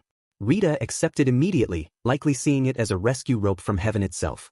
Mina gently reminded the others to let go before their father became even more troubled. Finally free, Rita scratched his head in embarrassment and turned to Eric. But then, Eric revealed that there was something important he needed to tell him. What Rita doesn't know yet is that this conversation may be far more serious than the chaos from moments ago. Eric then revealed that someone had traveled with their convoy from the capital. That person had business with Rita. More importantly, they appeared to be from the Healer Guild. The moment Rita heard that, a small sense of unease appeared on his face. Mina quickly asked what the Healer Guild was. Valerie explained that it was an organization that gathered healers together. A respectable group on the surface, but not exactly simple. Then Melia jumped in with her own sharp guess. In her eyes, they likely came for one reason only, to pull Rita out of the Adventurer Guild, bring him into their ranks, and charge very expensive fees through his talent. That idea immediately worried Mina. She looked at Rita, wondering if he would stop being an adventurer. Rita rejected the thought at once. He had no intention of leaving. Hearing that, Melia confidently declared that if anyone from the Healer Guild caused trouble, they could simply be chased away. Rita could only laugh awkwardly at her fearless support. However, Eric soon shifted the topic. This convoy, he explained, was unusually large and heavily prepared. With so many incidents happening lately, they needed extra security. Since they were transporting valuable goods, they had even borrowed people from the Commerce Guild in the capital. Rita understood right away. Times were unstable, and valuable cargo always attracted danger. Eric then added that he had another business meeting in the area, so he would not be returning to the capital yet. If Rita needed anything, he only had to ask. Rita thanked him sincerely. Soon after, the group began walking back toward the town. Along the way, Claus casually confirmed that Luna was Mina's sister. Rita gave a short answer, then asked what Claus planned to do while waiting for the dragon auction results. Claus revealed that he would be staying in Amulus for now. That alone surprised Rita, but what came next surprised him even more. In a few days, Edith and Kate would also arrive. Then Claus quietly added one more name. Hildigarda. Rita's eyes widened at once. Claus remembered Luna and Valerie, then looked at Rita with clear amusement. He was already looking forward to what would happen next. After offering Rita some cheerful luck, Claus walked away. Rita waved back, but inside, the danger bells were ringing loudly. He had once imagined seeing Hildigarda again someday far in the future, maybe 10 years later, maybe 20. Not now. Definitely not now. Handling Luna and Valerie was already enough trouble. But then Luna suddenly noticed Claus had already left. Rita froze for a moment. And that was when the real fear hit him. If Luna and Hildigarda met each other, nothing good would come from it. Rita kept walking toward town, burdened by a future disaster that seemed to be getting closer with every step. Mina looked at Rita with clear suspicion. He was sweating far too much for someone who claimed everything was fine. She asked what was wrong, but Rita quickly brushed it aside. He took a deep breath, steadied himself, and forced a calm face. Then he decided to stop thinking about the coming disaster altogether. For now, denial was his strongest defense. Meanwhile, at Nevin Clinic, the mood was far less peaceful. A sharp voice echoed through the building after learning the truth behind their falling business. The reason was one man. Rita. The local healer Nexon Crow stood among rows of empty beds while the visitor questioned what had happened to the town's other healer, Yuri Temperance. Yuri explained that she had grown bored and barely used healing magic anymore. She was unusual in her own way, content simply being able to heal when she wished. However, Yuri soon revealed the real problem. He presented the pricing list released by the Adventurer Guild. The visitor stared in disbelief. The healing fees were shockingly low. 5 silver coins, nearly the same cost as potions. Silence followed for a moment. Then determination replaced shock. The woman, Amanda Rowe, made up her mind. She would force the guild to change those prices. Better yet, she would personally open Rita Dixon's eyes and bring him into the glorious Healer Guild. The next day, inside the Adventurer Guild meeting room, town officials were already discussing new plans. Melia explained that with the Munza Corporation now gone, their vacant area could be turned into a medical center. Tex immediately asked the practical question, the budget. Before concerns could grow, Eric announced that the Merchant Guild would cover the costs. Meisel added that funds had also come from Amulus itself. Suddenly, the project looked ready to move forward without trouble. But then, right on cue, trouble kicked open the door. Amanda burst into the meeting room and loudly declared that there was, in fact, a very big problem. She had heard a meeting was taking place and immediately demanded to know where Rita Dixon was. Tex calmly informed her that Rita was not there. Melia then questioned who she was and reminded her that only town officials were allowed inside during an active meeting. Amanda proudly introduced herself as a representative of the Healer Guild. Reng then asked what business such a guild had here. Amanda paused, gathered herself, and declared that she had come on behalf of her guild. What she doesn't know yet is that walking into this room was the easy part. Amanda firmly declared that she opposed the construction of a clinic for what she called a rogue healer. Tex immediately questioned her stance, even if the town's lord had already approved it. Amanda did not back down. In her eyes, the town already had 2 healers from the Healer Guild, and any new clinic was an insult to them. She then pushed the argument further. According to her, the town was taking advantage of Rita Dixon by charging such low healing fees. That statement instantly drew a reaction from Melia. She reminded Amanda that Rita was family to her and a benefactor to the town. Suggesting they were using him was, to her, nothing more than a bad joke. Amanda fired back by pointing at the pricing itself. Healing fees equal to potion prices could only mean exploitation. However, Melia calmly explained the truth. Rita was an adventurer. His healing fees were covered through quests, and he himself was satisfied with the arrangement. Amanda responded with smug confidence, claiming that Rita simply did not understand the true value of healers from the guild. That was the wrong thing to say. Melia's patience vanished. She sharply questioned what exactly people needed to know about an organization famous for charging huge fees in the name of donations. Amanda recoiled, then exploded in anger. She even threatened that, if she wished, she could stop Rita from calling himself a healer. But Melia answered with something much deeper. Rita did not heal people because of a title. He healed people because he was Rita. That was who he had always been. The room fell tense as the two women glared at each other with equal fire. Then Rang finally stepped in and ordered Melia to calm down. After she apologized, Rang turned his attention to Amanda. With complete calm, he reminded her that this was an official meeting inside the town's guild branch. Since the Healer Guild had no branch in Amulus, it had no authority there and no say in the matter. Amanda trembled with fury. Rang did not move an inch. If she still objected, she could take her complaint directly to the town lord, or to Rita himself. That answer only fueled her anger. Amanda stormed out and slammed the door behind her. The moment she left, Melia quietly stuck out her tongue in victory.